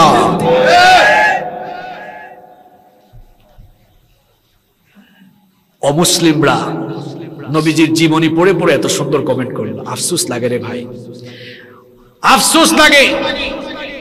আমরা কলেজে পড়ি, বিশ্ববিদ্যালয়ে পড়ি, আমরা অনেকে মাস্টার ডিগ্রি শেষ করে ফেলেছি, পিএইচডি শেষ করে ফেলেছি, শত শত বই পড়েছি, আমরা হাজার হাজার কিতাব পড়েছি, লক্ষ লক্ষ পৃষ্ঠা আমরা উল্টাইছি পড়েছি, কিন্তু আমরা অনেক মুসলমান আছি নবীজির জীবনী জানার জন্য ছোট্ট একটা বই কিনে আমরা কিছু পেজ উল্টাইয়া নবীজির জীবনী পড়তে পারি নাই। আফসোস লাগে। আসুন আমরা আজকের এই মাহফিল থেকে সিদ্ধান্ত নেই, আন্দরকিল্লায় যান না আপনারা, নবীজির জীবনী নিয়ে লেখা সুন্দর সুন্দর অথেন্টিক সুন্দর সুন্দর কিতাব আছে, যেমন আর রাহিকুল মাখতুম, সিরাত ইবনে হিশাম রাহমাতুল লিল আলামিন। আচ্ছা, একটা বইয়ের বলি কথা, মনে মনে আবার মিটিং করেন না। আচ্ছা, হুজুর যে বইয়ের নাম বলছে এটা কি কোনো দলের বই নাকি? না, এটা আন্তর্জাতিকভাবে সিরাতের কম্পিটিশন হয়েছে, অর্থাৎ নবীজির জীবনী এর উপরে একটা আন্তর্জাতিক কম্পিটিশন হয়েছিল। ওই আন্তর্জাতিক কম্পিটিশনে এই বইটা পৃথিবীব্যাপী ফার্স্ট হয়েছে। এটা কোনো দলেরও লেখা না, এটা অথেন্টিক একটা বই, ছোট্ট একটা বই, বাংলায় অনুবাদও আছে, বাংলা অনুবাদও বেশি না, 200-250 টাকা দাম হতে পারে। নাম কি? আর রাহিকুল। সবাই বলা লাগবে জোরে, বলেন বইটার নাম কি? আর রাহিকুল। সবাইকে সবক দিলাম, 1 নাম্বার সবক। সবাই আমরা আশিকে রাসূল না? 1 নাম্বার কাজ, নবীজির জীবনী জানবো, জানার জন্য একটা বই কিনবো। বইটার নাম কি? জোরে বলেন, বইটার নাম কি? আর রাহিকুল মাখতুম। আর বিয়ে শাদীর দাওয়াত পান না? বিয়ে শাদীতে যাবেন, যে গিফটই দেন সাথে একটা আর রাহিকুল মাখতুমও দিয়ে দিবেন, ঘরে ঘরে নবীজির জীবনে ঢুকাই দিবেন। এই যে রবিউল আউয়াল মাস গেল, আমরা যদি সবাই সবার সামর্থ্যের আলোকে মানুষকে কিছু বই হাদিয়া দিতাম, নবীজির জীবনীটা পড়লে, শোনেন, মানুষ যত শিক্ষিত হবে, যত শিক্ষার আলো, জ্ঞানের আলো ভেতরে ঢুকবে, সমাজ থেকে ফিতনা ফাসাদ শুধু কমতে থাকবে। এখন তো শিক্ষা নাই। আপনাদের কথা কি বলতাম, আপনাদের কথা কি বলতাম? এই চেয়ারে বসে যারা কথা বলে হিসাব করে দেখেন বেশিরভাগই পড়াশোনা করে না, গবেষণা করে না। আপনাদের কথা কি আর বলতাম? কুরআন তেলাওয়াত শুদ্ধ না, হেরা এই চেয়ারকে কলঙ্কিত করছে। এজন্য নবীজির হাদিসও আমার মনে পড়ে গেল। আখিরি জামানায়, ফিতনার জামানায়, শেষ জামানায়, কিয়ামতের আগে, কিয়ামতের লক্ষণ হলো মানুষ জাহেলদেরকে আলেমের চেয়ারে বসাবে। মানুষ জাহেলদেরকে আলেমের চেয়ারে বসাবে। সকাল বিকাল রাতে মাহফিল করে, পড়াশোনার টাইম কই? নিজেও পড়াশোনা করে না, মানুষকেও পড়াশোনার কথা বলে না। আমার বাবারা, আমার ভাইয়েরা, পড়বেন, বেশি করে পড়াশোনা করবেন, জ্ঞানের আলোয় আলোকিত হতে পারবেন ইনশাআল্লাহ। নবীজিকে ভালোবাসতে হলে কয়টা কাজ করতে হবে? এক নাম্বার কি করতে হবে? নবীজির জীবনী স্টাডি না, শুধু কার জীবনী স্টাডি করতে হবে? কারণ নবীজি যদি চোখের সামনে থাকতেন তাহলে স্টাডি করা লাগতো? দেখে দেখে সব আমরা শিখে ফেলতাম। নবী কেমনে ওযু করছেন, নবী কেমনে খাইছেন, নবী কেমনে ঘুমাইছেন, কেমনে কথা বলতেন, দেখে দেখে শিখতে পারতাম। যেহেতু নবীজি আমাদের চোখের সামনে নাই, নবীজির সিরাত, জীবনী আমাদের জানার দরকার আছে না নাই? ভালোবাসতে হলে এক নম্বরে কি করব? নবীজির জীবনী আমরা ইনশাআল্লাহ। আসেন 2 নম্বর সবক। আচ্ছা বলেন তো, যে যাকে ভালোবাসে তার কথা তার বেশি মনে, তাই না? মনে করেন আপনার স্ত্রীকে আপনি খুব ভালোবাসেন, তাহলে সকাল সন্ধ্যায় দিনে রাতে মনে পড়বে না? এখন আমরা যদি বলি আমরা নবীজিকে খুব ভালোবাসি, তাহলে আপনারও নবীজিকে বেশি বেশি স্মরণ করা লাগবে। আর নবীজিকে স্মরণ করলেই একটা প্রক্রিয়া আল্লাহ শিখাইছেন, নবীর উপর কি পড়তে হবে? দুরূদকে গলার মালা বানিয়ে ফেলতে হবে, বেশি বেশি দুরূদ পড়তে হবে। বেশি বেশি আপনারা দুরূদ পড়বেন, বেশি বেশি দুরূদ পড়বেন। দুরূদ হচ্ছে সবচাইতে লাভজনক আমল। নবীজি বলেছেন, আমার নাম শোনার পরে যে আমার উপরে দুরূদ পড়ে না, সেই লোকটা হলো দুনিয়ার সবচেয়ে বড় বখিল, সবচেয়ে বড় কিপটা। আবার নবীজি বলেছেন, যে ব্যক্তি আমার নাম শোনার পরে আমার উপরে দুরূদ পড়ে না, ওই লোকটার জন্য লানত, ওই লোকটার নাক ধুলায় দূষিত হয়ে যাক। নবীজি তাদের জন্য বদদুয়া করেছে। তাহলে নবীজির বদদুয়া থেকে বাঁচার জন্য আর নবীজির প্রতি ভালোবাসা, ইশক বৃদ্ধি করার জন্য বেশি বেশি নবীর উপরে দুরূদ পড়ার দরকার আছে না নাই? দুরূদ পড়লে দুনিয়ায় যেমন লাভ, আখিরাতেও তেমন লাভ আছে না নাই? এবার শুনেন দুরূদের কয়েকটা ফায়দা আপনাদেরকে শোনাই। দুরূদের 3টা ফায়দা এখন আপনাদেরকে শোনাবো। জোরে কম, কয়টা? আরো জোরে, কয়টা? নবীজি বলেছেন, মান সাল্লা আলাইহি সালাতান ওয়াহিদা সাল্লাল্লাহু আলাইহি 10 সালাওয়াত। নবীজি বলেছেন, যে ব্যক্তি আমার উপরে মাত্র একবার দুরূদ পড়বে, দুরূদ পড়বে মাত্র একবার, আর আল্লাহ তার উপরে রহমত নাজিল করবেন 10 বার। তাহলে দুরূদের 1 নম্বর ফায়দা হলো দুরূদ পড়বেন নবীর উপরে একবার, সাথে সাথে আল্লাহ রহমত নাজিল করবেন কয়বার? 2 নম্বর ফায়দা হলো ওয়াহুত্তাত আনহু 10 খাতিআত। নবীজি বলেছেন, যখন কোনো বান্দা দুরূদ পড়বে একবার, আল্লাহ তাআলা আমলের খাতা থেকে সঙ্গে সঙ্গে 10টা সগীরা গুনাহ কেটে ফেলবেন। দুরূদ পড়বেন একবার, গুনার খাতা থেকে আল্লাহ গুনাহ কাটবেন কয়টা? আরো জুড়ে বলেন, কয়টা? মুখস্থ করে ফেলেন। 1 নম্বরে বলেছিলাম, নবীজির উপর দুরূদ পড়বেন একবার, আল্লাহ আপনার উপর রহমত নাজিল করবেন কয়বার? নবীজির উপর দুরূদ পড়বেন একবার। 2 নম্বরে বলছি, নবীজির উপর দুরূদ পড়বেন একবার, সঙ্গে সঙ্গে আমলের খাতা থেকে 10টা সগীরা গুনাহ কেটে ফেলবেন কে? 3 নম্বরে হলো ওয়ারফিআত লাহু 10 দারাজাত। নবীর উপরে যখন একবার দুরূদ পড়বেন, আল্লাহ সঙ্গে সঙ্গে আপনার 10টা মর্যাদা বৃদ্ধি করে দিবে। দুরূদ পড়লে দুনিয়ায় যেমন লাভ, আখিরাতেও লাভ আছে। নবীজি বলেছেন, ইন্না আউলান নাসি বি ইয়াউমাল কিয়ামাহ আকতারুহুম আলাইয়া সালাহ। নবীজি বলেছেন, তোমরা দুনিয়াতে যারা আমার উপর বেশি বেশি দুরূদ পড়বা, কিয়ামতের দিন তারা তত বেশি আমার কাছাকাছি থাকবা। তাহলে নবীজিকে ভালোবাসার 2 নম্বর নমুনা হলো নবীজির কথা বেশি বেশি মনে করে নবীজির উপর কি পড়া? আসতে বলবেন না, জুড়ে বলেন, কি পড়া? তিন নাম্বার, নবীজিকে ভালোবাসবেন, ভালোবাসতে হবে আপনার নিজের মতো না, ভালোবাসতে হবে সাহাবীদের মতো। জোরে কোন কার মতো? বলেন তো, আমরা বড় আশিকে রাসূল না সাহাবীরা বড় আশিকে রাসূল? আপনি তো নবীর আশিক হইয়া শুধু রবিউল আউয়াল মাসে ইশক দেখান, নবীরে গালিগালাজ করা হয় বাইর হন না, নবীর আদর্শ বিদায় হয়ে যায়, নবীর আদর্শ ধারণ করে যারা জেলখানায় তাদের পক্ষে কথাও বলেন না।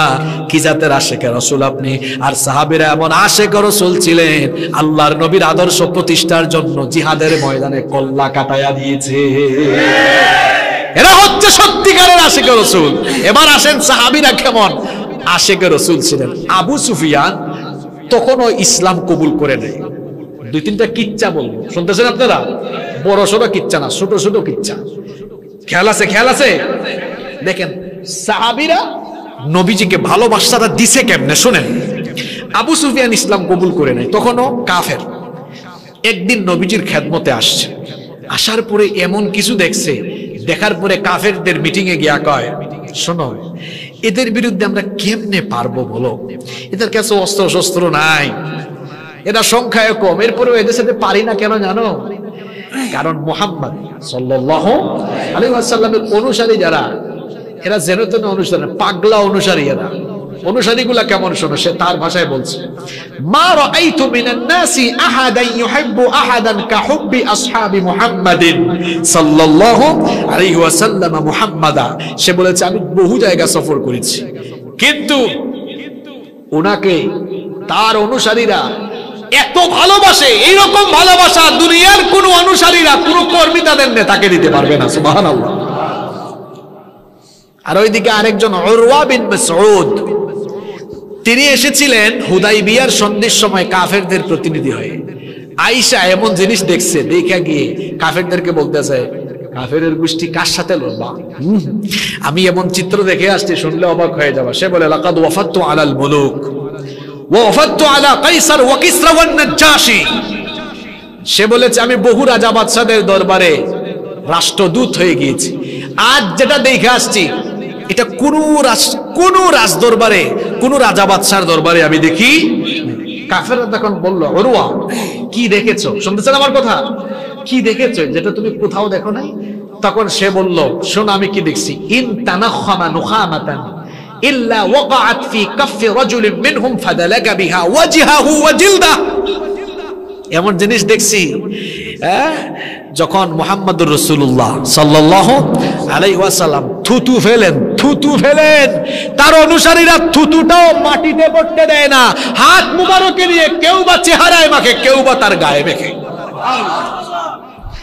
ভালোবাসা তারা কেমন শোনো। সে আরো বলছে, শোনো আমি এমন চিত্র আমার নিজের চোখে দেখে এসেছি। ওয়া ইদা আমারহুম ইবতাদারু আমরাহ, যখনই তিনি তাদেরকে কোনো আদেশ দেন, তারা সব ভুলে গিয়ে নবীর আদেশ আগে পালন। কেমন আদেশ পালন শুনেন, কেমন আদেশ পালন শুনেন। আব্দুল্লাহ বিন রাওয়াহা মুতার যুদ্ধের সময় তিনি নতুন বিয়ে করেছেন, বাসর ঘরে বউয়ের চেহারাও দেখেন নাই। নবীজি বলেছেন, তুমি মুতার যুদ্ধের সেনাপতি। তিনি একবার বাসর ঘরে গিয়ে নিজের চেহারাও দেখেন নাই। নবী আদেশ দিয়েছেন শহীদ হওয়ার জন্য, ঘরের মধ্যে বউ রেখে শাহাদাতের পেয়ালা পান করার জন্য ছুটে গিয়েছেন। আল্লাহু আকবার। এর নাম আশিকে রাসূল, এর নাম আশিকে রাসূল। খালি মিয়া জিলাপি আর বিরিয়ানি খাইয়া আশিকে রাসূল হওয়া যায় না। আল্লাহু আকবার।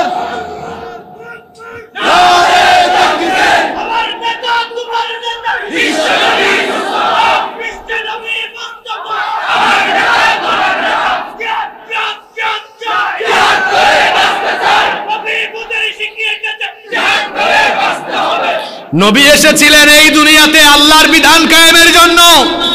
আজ নবীর আদর্শ জমিন থেকে ভুলুণ্ঠিত হয়ে যাচ্ছে। আপনি কোনো কথাও বলতে পারেন না, নিজেকে আবার আশিকে রাসূল দাবি করেন। এটা আশিকে রাসূলের নমুনা, এটা ভণ্ডামির নমুনা। ইশক কারে বলে আজকে ভালো করে বুঝুন। ইশকের ওয়াজ হচ্ছে, এটা আসল ইশকের ওয়াজ। ইশকের ওয়াজ শুনেন তো। ওই লোক বলতেছে যে কারবার দেখে আসছি, তিনি যখন কোনো আদেশ করেন এরা সাথে সাথে নবীজির আদেশ পালনে নেমে পড়ে। কয় আরো দেখছি তো। কাফেররা কয় কি দেখছো? আর কয় আমি আরো দেখেছি, ওয়া ইদা তাওয়াদ্দা কাদু ইয়াকতাতিলুনা আলা উযুহি। তারা তাদের নবীকে এত ভালোবাসে, তিনি যখন ওযু করেন ওই ওযুর ব্যবহৃত পানিটাও তারা মাটিতে লাগাইতে দেয় না, ওইটাও তারা হাতে নিয়ে গায়ে মাখতে থাকে। আর আনাস রাদিয়াল্লাহু আনহু বলছেন, আনাস রাদিয়াল্লাহু আনহু তিনি বলছেন, আমি একবার দেখলাম নবীজির মাথা হলক করা হচ্ছে, সাহাবারা চতুর্দিকে ঘিরে দাঁড়িয়ে আছেন। নবীজির মাথা মোবারক থেকে চুল তারা মাটিতে পড়তে দেন নাই, প্রত্যেকটা চুল তারা হাতের মধ্যে নিয়েছেন। সুবহানাল্লাহ। আজ নবীর দুশমনেরা নবীকে গালিগালাজ করে, আমরা কোনো কথা বলি না। নবী এসেছিলেন আল্লাহর জমিনে আল্লাহর দ্বীন কায়েমের জন্য, নবীর স্লোগান নিয়ে আজে বাজে কথা হয়, আমরা কোনো কথা বলি না। শুধু রবিউল আউয়াল মাস আসলে নিজেকে আশিক রাসূল হিসেবে জাহির করে ফেলি। আরে ভাই, আর নবীর সাহাবীরা কেমন ভালোবেসেছেন নবীকে শুনে, আবু বকরের মতো আশিক রাসূল হওয়া লাগবে। নবীজি আবু বকরকে বললেন, আবু বকর, হিজরতের আদেশ আল্লাহর কাছ থেকে, হিজরতের ইঙ্গিত এসেছে, যে কোনো দিন মক্কা ছেড়ে আমাদের চলে যাওয়া লাগতে পারে, রেডি থাকিও। এর কয়েক মাস পরে নবীজি হিজরত করেছেন। হিজরতের রাতে নবী করিম সাল্লাল্লাহু আলাইহি ওয়াসাল্লাম আবু বকর রাদিয়াল্লাহু আনহুর বাড়িতে গেলেন। দরজায় গিয়ে মাত্র একটা ঠুনকা মারলেন। কয়টা? বলেন তো, গভীর রাতে কারো বাড়িতে গেলে একটা দুইটা ডাক দিয়া কি তারে তোলা যাবে নাকি? কয়েকবার ডাকা লাগে, কারণ গভীর রাতে মানুষ ঘুমায়। গভীর রাতে নবীজি আবু বকর রাদিয়াল্লাহু আনহুর বাড়িতে গিয়েছেন, গিয়ে মাত্র একটা ঠোকা দিয়েছেন, সঙ্গে সঙ্গে দরজা ওপেন। নবীজি অবাক। নবীজি বললেন, কি ব্যাপার আবু বকর, এত রাত হয়ে গিয়েছে, একটা ঠুনকো দিলাম সাথে সাথে দরজা খুলে ফেললা, তুমি কি ঘুমাও নাই নাকি? আবু বকর রাদিয়াল্লাহু আনহু এমন আশিকে রাসূল, তিনি বললেন, নবী গো, কেমনে ঘুমাবো বলেন? কয়েক মাস আগেই আপনি আমাকে বলেছিলেন যে কোনো সময় আপনি আমাকে নিয়ে হিজরত করবেন। ওই কথা বলার পর থেকে প্রত্যেকটা দিন রাতের বেলা আমি যখন বিছানায় ঘুমাইতে যাই, মাথায় চিন্তা আসে, আমি যদি বালিশে মাথা রেখে বিছানায় আরাম করে ঘুমাই, আর আজকের রাতটাই যদি হিজরতের রাত হয়ে যায়, আর আমি যদি ঘুমের মধ্যে থাকি, নবীজি আমার দরজার সামনে এসে যদি কয়েক সেকেন্ড কয়েক মিনিট দাঁড়ায় দাঁড়ায় আমার জন্য অপেক্ষা করে, এটা আল্লাহর নবীর সঙ্গে বেয়াদবি হয়ে যাবে। আপনি যেন কষ্ট না পান, আপনার সাথে যেন বেয়াদবি না হয়। ওগো আল্লাহর নবী, এই জন্য আজকে একদিন দুই দিন নয়, কয়েকটা মাস ধরে রাতের বেলা বিছানায় পিঠ না লাগাইয়া দরজার সঙ্গে হেলান দিয়া দিয়া আপনার অপেক্ষা করি। এর নাম হলো ইশক, এর নাম হলো ইশক, এর নাম হলো ভালোবাসা, এর নাম হলো মহব্বত। হিজরতের রাতে তারা যখন মক্কা থেকে রওনা দিয়ে গারে সৌরের কাছে চলে গেলেন, ফজরের ওয়াক্ত হয়ে যাচ্ছে। সাইয়েদনা আবু বকর রাদিয়াল্লাহু আনহু বললেন, ওগো আল্লাহর নবী, ভোরের আলো ফুটে উঠলে কাফেররা আমাদেরকে দেখে ফেলবে, তখনই তারা আমাদেরকে ধরে ফেলবে, আক্রমণ করবে, চলেন আমরা এই গুহায় আশ্রয় নেই। গারে সৌরের কাছে গিয়ে নবীজিকে বললেন, চলেন আশ্রয় নেই। নবীজি বললেন, ঠিক আছে আবু বকর, চলো এই গুহার মধ্যে আমরা অবস্থান করি। আবু বকর বললেন, নবীজিকে দাঁড়ান, এটা পাহাড়ি গুহা, এখানে সাপ বিচ্ছু পোকামাকড় ময়লা আবর্জনা থাকতে পারে, আপনি একটু অপেক্ষা করেন, আমি ভেতরে গিয়ে পরিষ্কার করি। ভেতরে গিয়ে তিনি গুহাটাকে সাফ করলেন, দেখলেন গুহার মধ্যে অনেক গর্ত, ভাবলেন এখানে ইঁদুর সাপ বিচ্ছু থাকতে পারে। এই জন্য নিজের গায়ের চাদর ছিঁড়ে ছিঁড়ে টুকরা করে করে সবগুলা গর্ত বন্ধ করে দিলেন। তার কাপড় শেষ হয়ে গেল, কিন্তু একটা গর্ত বাকি থাকলো। মনে মনে ভাবলেন, একটা গর্তই তো আছে, দুই পা আছে, এক পা দিয়া আমি একটা গর্ত বন্ধ করে রাখবো। তিনি সাফ করে নবীজিকে বললেন, ওগো আল্লাহর নবী, আপনি ভিতরে আসেন। নবীজি যখন ভিতরে আসলেন, নবীজি বললেন, আবু বকর, পাহাড় বেয়ে বেয়ে সারা রাত হেঁটে হেঁটে ক্লান্ত হয়েছি, তুমি একটু বসো, আমি তোমার কোলে মাথা রেখে কিছুক্ষণ আরাম ফরমাই। আবু বকর রাদিয়াল্লাহু আনহুর কোলে মাথা রেখে নবীজি আরাম ফরমাচ্ছেন। এমন সময় নবীজি ঘুমিয়ে গেলেন। আবু বকর রাদিয়াল্লাহু আনহু এক পা দিয়ে তিনি ওই গর্তটা বন্ধ করে রেখেছিলেন। ওই গর্তের ভেতরে একটা বিষধর সাপ ছিল, হঠাৎ করে পায়ের মধ্যে কামড় দিল।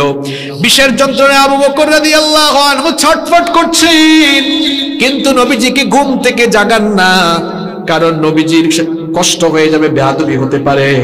বিষের যন্ত্রণা সইতে না পেরে চক্ষু থেকে পানির ফোঁটা টপ টপ করে পড়তে লাগলো। নবীজির চেহারা মুবারকে বলল, নবীজির ঘুম ভেঙে গেল, দেখলেন আবু বকর কান্না করছেন। বললেন, আবু বকর রে তুমি কাঁদো কেন? মনে হয় তোমার বাড়ির কথা মনে পড়েছে। আবু বকর বলেন, ওগো আল্লাহর নবী, আমার ঘর বাড়ি বিবি বাচ্চা সব আপনার জন্য কুরবান, কারোর জন্যই আমার মন খারাপ না, কারোর জন্যই আমি কাঁদি না। নবীজি বলছেন, তাহলে কেন কাঁদো?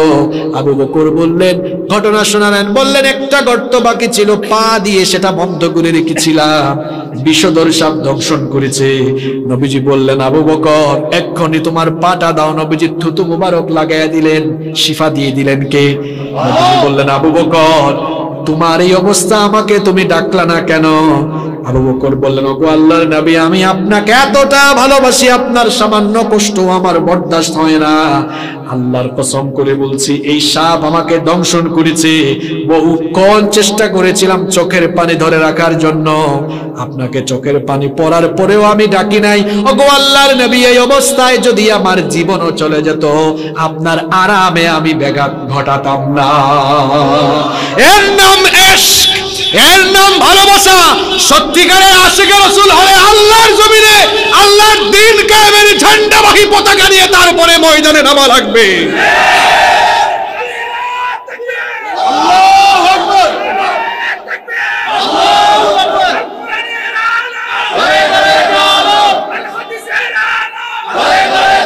এবার একটা মহিলার কিচ্ছা শোনাই, বনু দিনারের মহিলা। আপনারা সবাই জানেন, উহুদের যুদ্ধে নবীজি শহীদ হয়েছেন, এমন কথা যখন চতুর্দিকে ছড়িয়ে গেল, এক মহিলা দৌড়ায় দৌড়ায়া উহুদের মাঠে আসতেছে। কিছু লোকজন আটকায় দিল, বলল, মহিলা কোথায় যাও?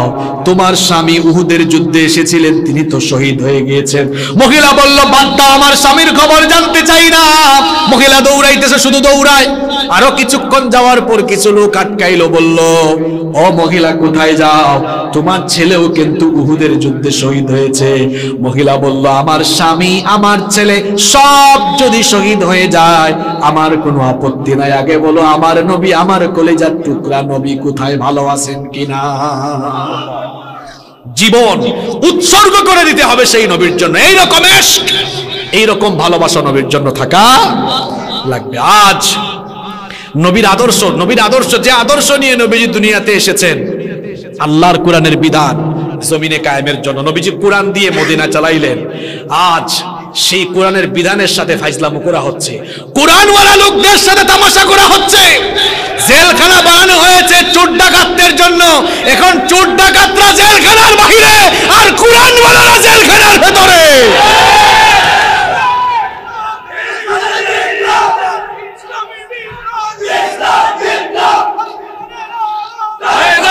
নবীজি যে কোরআনের বিধান কায়েমের জন্য দুনিয়াতে এসেছেন, সেই কোরআনওয়ালারা আজ জেলখানায় বসে কাঁদে। তোমার হৃদয়ে একটু আঘাত লাগে না?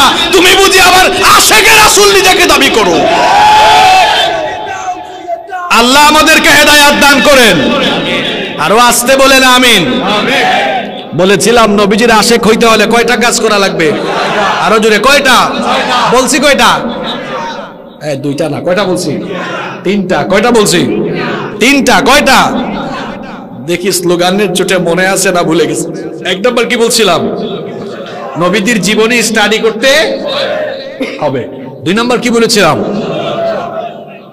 নবীজিকে স্মরণ করে বেশি বেশি দুরূদ পড়তে, দুরূদকে গলার মালা বানাই ফেলতে হবে। তিন নাম্বার, নবীজিকে ভালোবাসতে হবে। তবে কাদের মতো? কাদের মতো? নিজের জীবনের চাইতেও বেশি ভালোবাসা লাগবে। আর এই ভালোবাসাটা এখন কেমন হবে? এই যুগে কেমন হবে? শুধু আমরা বলবো নবী গো জীবনের চেয়ে বেশি ভালোবাসি না, এরকম মুখ দিয়া বললে হবে না। নবী দুনিয়াতে এসেছেন কার বিধান কায়েমের জন্য? এই কোরআনের বিধান, নবীর এই আদর্শকে, নবীর আদর্শ যে কোরআন, এটা কি আমার কথা? আয়েশা রাদিয়াল্লাহু আনহাকে সাহাবীরা জিজ্ঞেস করছে, নবীর চরিত্র কেমন? কয় কোরআন পড়ো না? কোরআনটাই নবীর চরিত্র। সুবহানাল্লাহ, সুবহানাল্লাহ। তাহলে নবীর এই চরিত্র, নবীর এই আদর্শ বাস্তবায়নের জন্য নবীজির পাগল পারা উম্মত আল্লাহর এই জমিনে আল্লাহর বিধান কায়েমের জন্য সংগ্রাম করবে, রক্ত দেওয়ার দরকার হলে রক্ত দিবে, জীবন দেওয়ার দরকার হলে জীবন দিবে, তাও বাতিলের সামনে মাথা নত করবে না।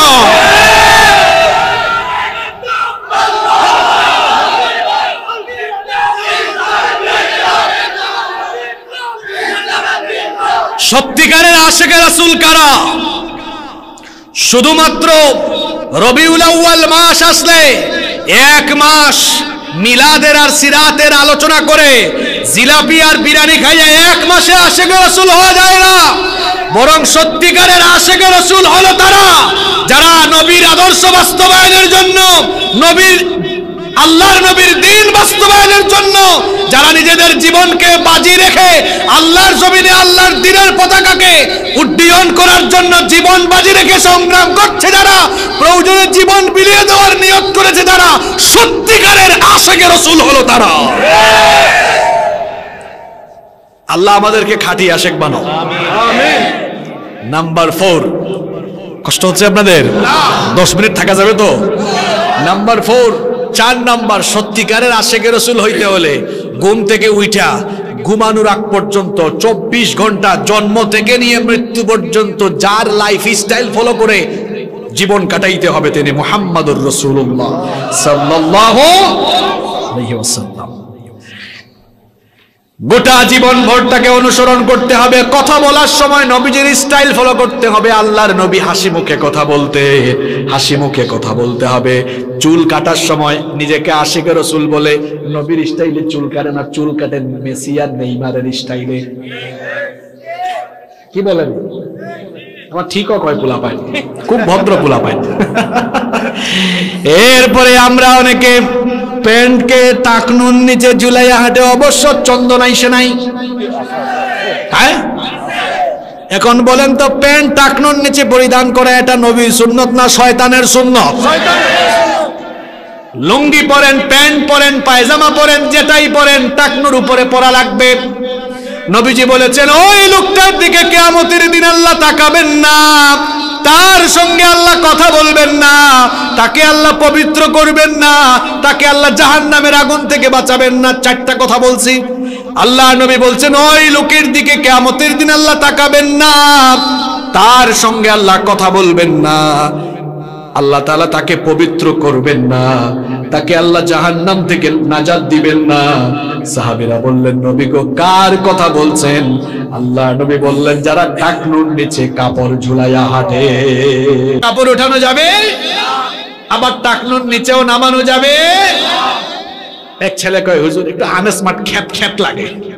আমরা তো জুব্বাও পরি টাকনুর উপরে, পায়জামাও পরি টাকনুর উপরে। আজ পর্যন্ত কেউ কোনোদিন দেশে বিদেশে সফর করি কেউ বলে না আনস্মার্ট খ্যাত লাগে।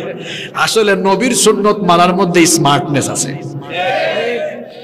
তাহলে নবীজিকে ভালোবাসতে নবীজির স্টাইলে চলাফেরা করতে হবে, দাড়ি রাখা লাগবে। পৃথিবীতে কোন নবীর দাড়ি ছিল না? একজন নবীর নাম বলেন। হ্যাঁ আছে নাকি? একজন নবীও নাই যাদের দাড়ি ছিল না, বরং সকল নবীরই দাড়ি, সব নবীদের দাড়ি রাখা, সব নবীদের দাড়ি ছিল। তাহলে দাড়িটা আমাদেরও রাখার দরকার আছে না নাই? কিছু যুবক পোলাপাইন কয় হুজুর রাখতাম, কিন্তু মেয়েরা যদি পছন্দ না করে। দাড়ি রাখার কারণে কোনো মেয়ে যদি পছন্দ না করে, আল্লাহর শুকরিয়া, আল্লাহ একটা জাহান্নামী নারী থেকে আপনারে বাঁচায় দিয়েছে। দাড়ি রাখলে চেহারার স্মার্টনেস বাড়ে, চেহারার লাবণ্য বাড়ে। নবীজির স্টাইল ফলো করে জীবন পরিচালনা করতে হবে। কথা বলার সময় মিথ্যা বলা যাবে না। মিথ্যা বলা শয়তানের সুন্নত না নবীর সুন্নত? তাইলে আমরা কথা বলার সময় কি মিথ্যা বলবো নাকি? গীবত করব নাকি? সমালোচনা করব নাকি? আমরা এখন মানুষের সমালোচনা বেশি করি, আত্মসমালোচনা কম করি। নিজের চরকায় তেল দেন, মানুষের গন্ধ খুঁজেন, নিজের মধ্যে গন্ধ আরো বেশি আছে। আত্মসমালোচনা করেন। কয়টা মানুষ আছে বলেন তো আমরা আত্মসমালোচনা করি? শোনেন কিছু সবক দিই আপনাদেরকে। প্রতিদিন রাতের বেলা ঘুমানোর আগে আত্মসমালোচনা করবেন। সেটা কিরকম দেখেন, আমি করি, আপনারা শোনেন। রাতের বেলা ঘুমানোর আগে চিন্তা করবেন, দেখি তো একটু চিন্তা করি, হায় হায় আজকে 5 ওয়াক্ত নামাজের মধ্যে 3 ওয়াক্ত জামাত পড়লাম আর 2 ওয়াক্ত জামাতটা কাজা করলাম। এই যে আমি আমাকে নিয়ে ভাবতেছি, এটা কি পরের সমালোচনা না আত্মসমালোচনা? আগামীকাল থেকে আর জামাত বাদ দিব না ইনশাআল্লাহ। দেখেন, আত্মসমালোচনার মাধ্যমে চরিত্র কি হয়? উন্নত হয়, সমৃদ্ধ হয়। আরে আজকে তো দুপুর বেলায় ভুলবশত একটা মিথ্যা বলে ফেলছিলাম, আস্তাগফিরুল্লাহ, তওবা করে ফেলি, আর আগামীকাল থেকে মিথ্যা বলবো না। হায় হায় আজকে লাইনে দাঁড়াইছিলাম এক জায়গায় ব্যাংকে, এক ভাইকে গুতা একটা দিয়ে ফেলছিলাম, ওনার কষ্ট পাইছে, একটা ফুড লাগান ভাইজান, ভালো আছে, কষ্ট দিয়ে ফেলছে, মাফ করে দেন। মাইন্ডসের সমালোচনা না আত্মসমালোচনা? হায় হায় হায় ওই যে এক জায়গায় চা খেতে বসছিলাম আজকে বিকেল বেলা আসরের সময়, ওখানে তো বৈশাখ গীবত করে ফেলছে, আস্তাগফিরুল্লাহ, আর গীবত করবো না কোনোদিন। মাইন্ডসের সমালোচনা না আত্মসমালোচনা? এখন বলেন তো, আমরা আত্মসমালোচনা বেশি করি না পরের সমালোচনা বেশি করি? আর নবীজি বলেছেন, মানুষের দোষ ত্রুটি গোপন রাখো। সবার দোষ ত্রুটি আছে না নাই? গোপন গুনাহ আছে তো, এমনও গোপন গুনাহ আছে ফাঁস হইলে ইজ্জত থাকবে না। আল্লাহ বলেছেন, তুমি তোমার ভাইয়ের দোষ ত্রুটি গোপন রাখো, আল্লাহ তোমার গুনাহগুলো গোপন রেখে চুপি চুপি তোমারে জান্নাত দিবেন। এই হাদিসটা বুঝলেই তো আমরা সমালোচনা বাদ দিয়ে ফেলতাম। নিজের চরকায় তেল দেন। এই যুবকরা শোনো, সমালোচনা বাদ দাও আজকে থেকে, আত্মসমালোচনা করো। মনে রাখতে হবে, পরনিন্দা পরচর্চা চরিত্র ধ্বংস করে, আত্মসমালোচনা চরিত্র উন্নত করে। আমরা নবীর স্টাইলে চলাফেরা করব। নবী কি আগে কথা বলতেন না আগে সালাম দিতেন? নবীজি সালাম নিতেন নাকি সালাম দিতেন? আমরা নিব বেশি না দিব বেশি? আমরা তো কয়েকজন ভাব নিয়ে থাকি, আমি কেন দিব? বিশেষ করে ঊর্ধ্বতন চেহারা থাকলে সব সালাম অধস্তনদের কাছ থেকে নিতে চাই, নিজে দেয় না। আছে না নাই? নবীজিকে কোনোদিন কেউ আগে সালাম দিতে পারছে? কথা বলেন, পেরেছে? কেউ কোনোদিন নবীকে আগে সালাম দিতে পেরেছে? নবীজি সবার আগে সালাম দিয়ে ফেলেছেন। তাহলে আমরাও সালাম দিব তো মানুষকে ইনশাআল্লাহ। এইভাবে করে নবীজিকে অনুসরণ করতে হবে। আল্লাহর আনুগত্যের আগে নবীজির আনুগত্য করতে হবে। এই জন্য নবীজি বলেছেন, মান আতাআনি ফাকাদ আতা আল্লাহ, যে আমার আনুগত্য করলো সে আল্লাহর আনুগত্য করলো। তাহলে নবীজিকে ভালোবাসার 4 নাম্বার নমুনা হলো, গোটা জীবনভর যার অনুসরণ করতে হবে তিনি কে? আল্লাহ। ভালোবাসার মূল দাবি হলো অনুসরণ করা। ভালোবাসার মূল দাবি কি? সর্বশেষ একটা কিচ্ছা শুনে আপনাদের খারাপ লাগতেছে আমি জানি, একটা কিচ্ছা মনে হয়েছে, বলবো আমি? খুব মারাত্মক কিচ্ছা, বলবো তো? বলার পরে এক গোষ্ঠীর প্রশ্ন আছে, ওই প্রশ্নের উত্তরও আজকে দিয়ে যাবো এখান থেকে। শুধু ভালোবাসলেই হবে না, ভালোবাসার মূল দাবি মেনে চলা। ভালোবাসা দেখে যদি নবীজিকে মেনে না চলে, সুজা জাহান্নামে যেতে হবে। এরকমই একটা জাহান্নামী লোকের কিচ্ছা শোনাই, তার নাম আবু তালেব। নাম কি? নবীজির আপন। নবীজিকে ভালোবাসছে কম না বেশি? নবীজি জন্মের আগে বাবা হারাইলেন, জন্মের পরে মা হারাইলেন, দাদার আশ্রয়ে ছিলেন, দাদাকেও হারাইলেন, চলে গেলেন কার আশ্রয়ে? চাচার আশ্রয়ে। আর এই চাচা তাকে অনেক আদর ভালোবাসা দিয়ে লালন পালন করেছেন। আবু তালেব নবীজিকে খুব ভালোবাসতেন, নবীজিও আবু তালেবকে খুব শ্রদ্ধা করতেন। আবু তালেব যখন মৃত্যু শয্যায়, বুখারীর হাদিস, নবীজি গিয়ে দেখলেন তার চাচা দুনিয়া থেকে চলে যাওয়ার সময় এসেছে। নবীজির হাতে হাত রেখে ইসলাম কবুল করেছে। তখন অনেকেই নবীজির খারাপ লাগতেছে, আরে আমার চাচা এত ভালোবাসা দিয়ে আমাকে লালন পালন করেছেন, আমার চাচা যদি কালেমাহীন অবস্থায় কাফের অবস্থায় মারা যান, আমার বাবা তো জাহান্নামে চলে যাবে, আমার চাচা তো জাহান্নামে চলে যাবে। নবীজির খারাপ লাগতেছে। নবীজি গিয়ে চাচাকে কানে কানে বললেন, ইয়া আম্মি আবু তালেব, আমার কলিজার টুকরা চাচা শোনেন, লা ইলাহা ইল্লাল্লাহ। চাচা গো, লা ইলাহা ইল্লাল্লাহ এতটুকু বলে, মুহাম্মাদুর রাসূলুল্লাহ বলা লাগবে না, শুধু লা ইলাহা ইল্লাল্লাহ এতটুকুনের ঘোষণা দেন। মরার আগে শুধু এতটুকু কথা বলেন, কালিমাতুন উহাজ্জু লাকা বিহা ইনদাল্লাহ, লা ইলাহা ইল্লাল্লাহ এই কালেমা এতটুকু যদি আপনি বলতে পারেন, কিয়ামতের দিন আল্লাহর সাথে ঝগড়া করে আমি আপনার সাথে নিয়ে জান্নাতে যাব। আবু সুফিয়ান তো তখনও ইসলাম কবুল করে নাই। আবু সুফিয়ান সহ অন্যান্য নেতারা বলল, আবু তালেব তোমার ভাতিজার কথা মরার আগে শুনে আমাদেরকে বেইজ্জত কইরো না। আবু তালেব কালেমা পড়লেন না, এভাবেই চলে গেলেন। নবীজির মন খারাপ হয়ে গেল। আল্লাহ তাআলা ওহী নাযিল করলেন। আল্লাহ তাআলা বললেন, ইন্নাকা লা তাহদি মান আহাবাবতা ওয়ালাকিন্নাল্লাহা ইয়াহদি মান ইয়াশা। আল্লাহ তাআলা সান্ত্বনা দিলেন, বললেন, ওগো নবী, আপনি যাকে ভালোবাসেন তারে হেদায়েত করার দায়িত্ব তো আপনার নয়, হেদায়েতের চাবি কার হাতে? এরপরেও নবীজির দিল মানে না। নবীজি তখন হাত উঠাইয়া আল্লাহর কাছে দোয়া করতে যাবেন, আল্লাহ আমার চাচা কাফের অবস্থায় বললেও তুমি মাফ করে দাও। এইরকম দোয়া যখন নবীজি করতে যাবেন, আল্লাহ বরদাস্ত করেন নাই। সাথে সাথে আল্লাহ আয়াত নাজিল করলেন। আল্লাহ বললেন, মা কানা লিন-নাবিয়্যি ওয়াল্লাযীনা আমানু আইয়াস্তাগফিরু লিল-মুশরিকিনা ওয়ালাউ কানু উলি কুরবা মিন বা'দি মা তাবায়্যানা লাহুম আন্নাহুম আসহাবুল জাহিম। আল্লাহ তাআলা বললেন, ও নবী শুনেন, আপনি নবী এবং নবীর উম্মত খাঁটি ঈমানদার, তাদের জন্য উচিত নয় কোন কাফেরের জন্য আল্লাহর কাছে ক্ষমা চাওয়া, সুপারিশ করা, কারণ আল্লাহর ওয়াদা হলো এদের জন্য আল্লাহ জাহান্নাম রেখেছে। এই কিচ্ছাটা এই জন্য শোনাইলাম, অনুসরণ না কইরা নবীর আদর্শ বাস্তবায়নের কাজ না করে শুধু ভালোবাসা দেখাইলেই যদি জান্নাতে যাওয়া যাইতো, তাহলে সবার আগে আবু তালেব জান্নাতে চলে যাইতো। তার মানে বোঝা গেল, ভালোবাসা দেখাইয়া, জিলাপি মিষ্টি খাইয়া আর বিরিয়ানি খাইয়াই শুধু ভালোবাসা দেখাইলে হবে না, বরং ভালোবাসলে নবীজিকে অনুসরণ করে নবীর সুন্নাত জমিনে বাস্তবায়নের জন্য জীবন কুরবানি করে দেওয়া লাগবে। এবার বলছিলাম না, এক গোষ্ঠীর প্রশ্ন আছে।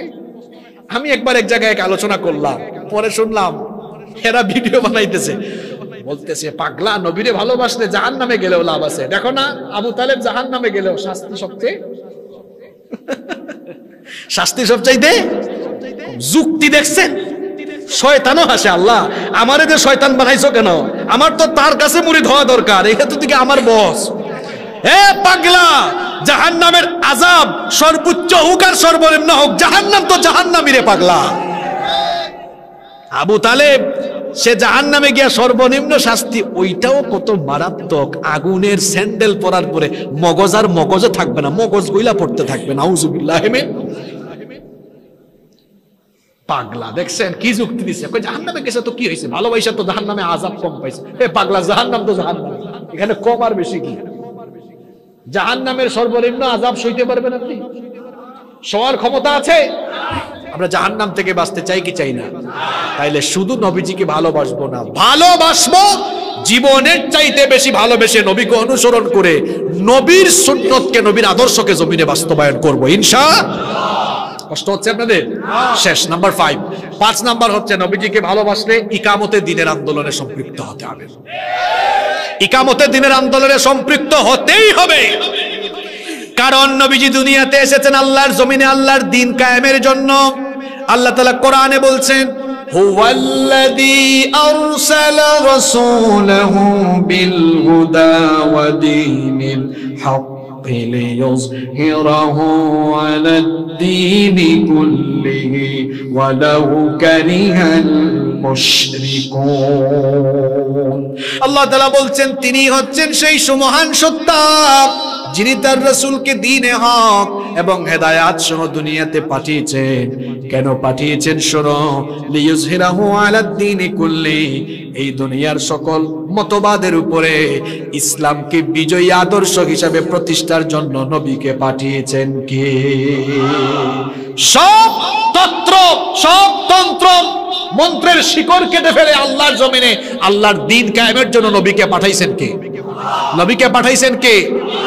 আজ আমরা নিজেদেরকে আশিক রাসূল বলি, কিন্তু আমাদের ব্যক্তি জীবনে, পারিবারিক জীবনে, সমাজ জীবনে, রাজনৈতিক জীবনে নবীর আদর্শের অনুসরণ।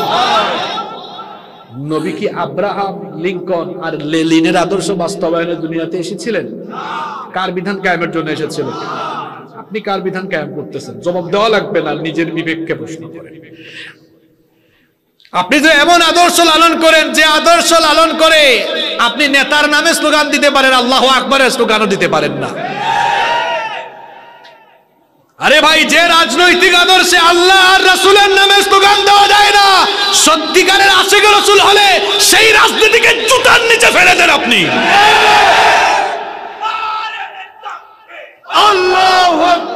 যে রাজনৈতিক আদর্শে আল্লাহ আর রাসূলের কথা বলা যায় না, যে রাজনৈতিক আদর্শে আল্লাহু আকবারের স্লোগান দিলে বিতর্কিত স্লোগান বলা হয়, ওই সকল রাজনীতিকে জুতার নিচে ফেলে দেন আপনি। সারা জীবন রাসূলের আদর্শের রাজনীতি করে নাই, কিন্তু কি রকম টাটকা লোক দেখেন, মরার সময় ঠিকই রাসূলের দলে উঠতে চায়। এই চন্দনাইশে মানুষ মারা গেলে কবরে লাশ রাখার সময় কি দোয়া পড়ে? বিসমিল্লাহি, কি রকম কায়দা করে দোয়া পড়ছে দেখছেন? দোয়াটা আরবি না বাংলা? বিসমিল্লাহ কার নামে? আলা মিল্লাতি রাসূলিল্লাহ, কার দলে? হায় হায়, কারে আপনি রাসূলের দলে উঠায় দেন? কারে উঠান? এটা কে? কে? যেই লোক সারা জীবন রাসূলের আদর্শের বিরোধিতা করেছে, যেই লোক সারা জীবন নবীর দাড়ি, নবীর টুপি, দাড়িওয়ালা টুপিওয়ালা দেখলেই চুলকানি শুরু হয়েছে, যেই লোক সারা জীবন রাসূলের আদর্শের লোকদেরকে পিটাইছে, জেলখানায় ঢুকাইছে, এখন মরার পরে বুঝি আপনি তারা রাসূলের দলে উঠায় দেন? আরে ভাই, যেই লোকটার গোটা জীবন যৌবন রাসূলের আদর্শের বিরুদ্ধে কাজে লাগলো, যেই লোকটার জীবন যৌবন রাসূলের কোনো কাজে লাগলো না, এই লোকটার মরা লাশ নিয়ে আমার রাসূল এখন কি করবে? মরা লাশের রাসূলের দরকার আছে? এজন্য যুবকদেরকে বলছি, শোনো, যেখানে আল্লাহু আকবারের স্লোগান নাই, ওই মঞ্চের সাথে তোমারও কোনো সম্পর্ক। যেখানে আল্লাহু আকবারের স্লোগান নাই, যেখানে কুরআন নাই, হাদিস নাই, যারা নামাজি না, নামাজ পড়ে না, যারা নবীর সুন্নত মানে না, এদের সাথে আমাদের কোনো সম্পর্ক। রাজি আছেন তো?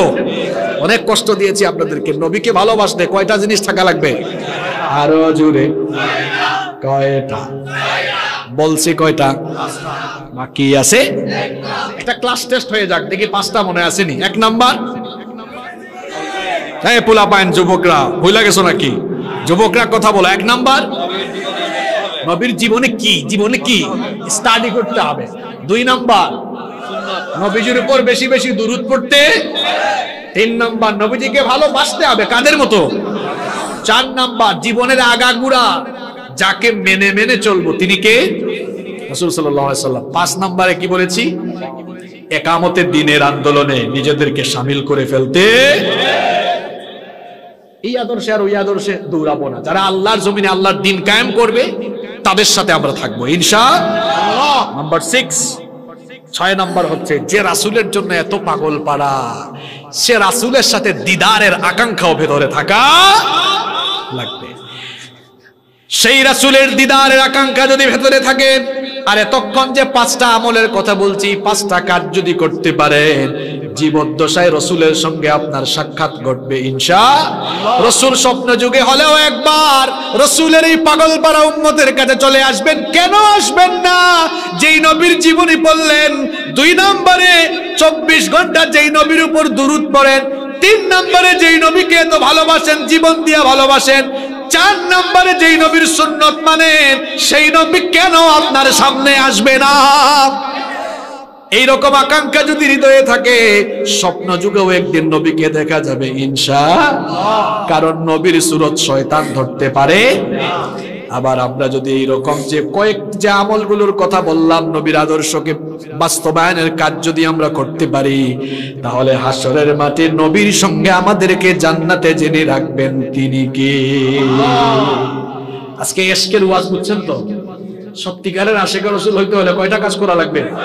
কয়টা কাজ? কয়টা করবেন নি? করা যাবে তো? ওই পেছনের ভাইরা, আপনারা কি বেজার হইছেন নি? করবেন তো? তাহলে আমাদের জীবন যা থাক, আমরা নবীজিকে ভালোবেসে অনুসরণ করে এই 6টা কাজ করবই ইনশাআল্লাহ। কারা কারা রাজি? 2 হাত তুলে আল্লাহকে দেখান। আল্লাহ আমাদের হাতগুলোকে কবুল করে নেন।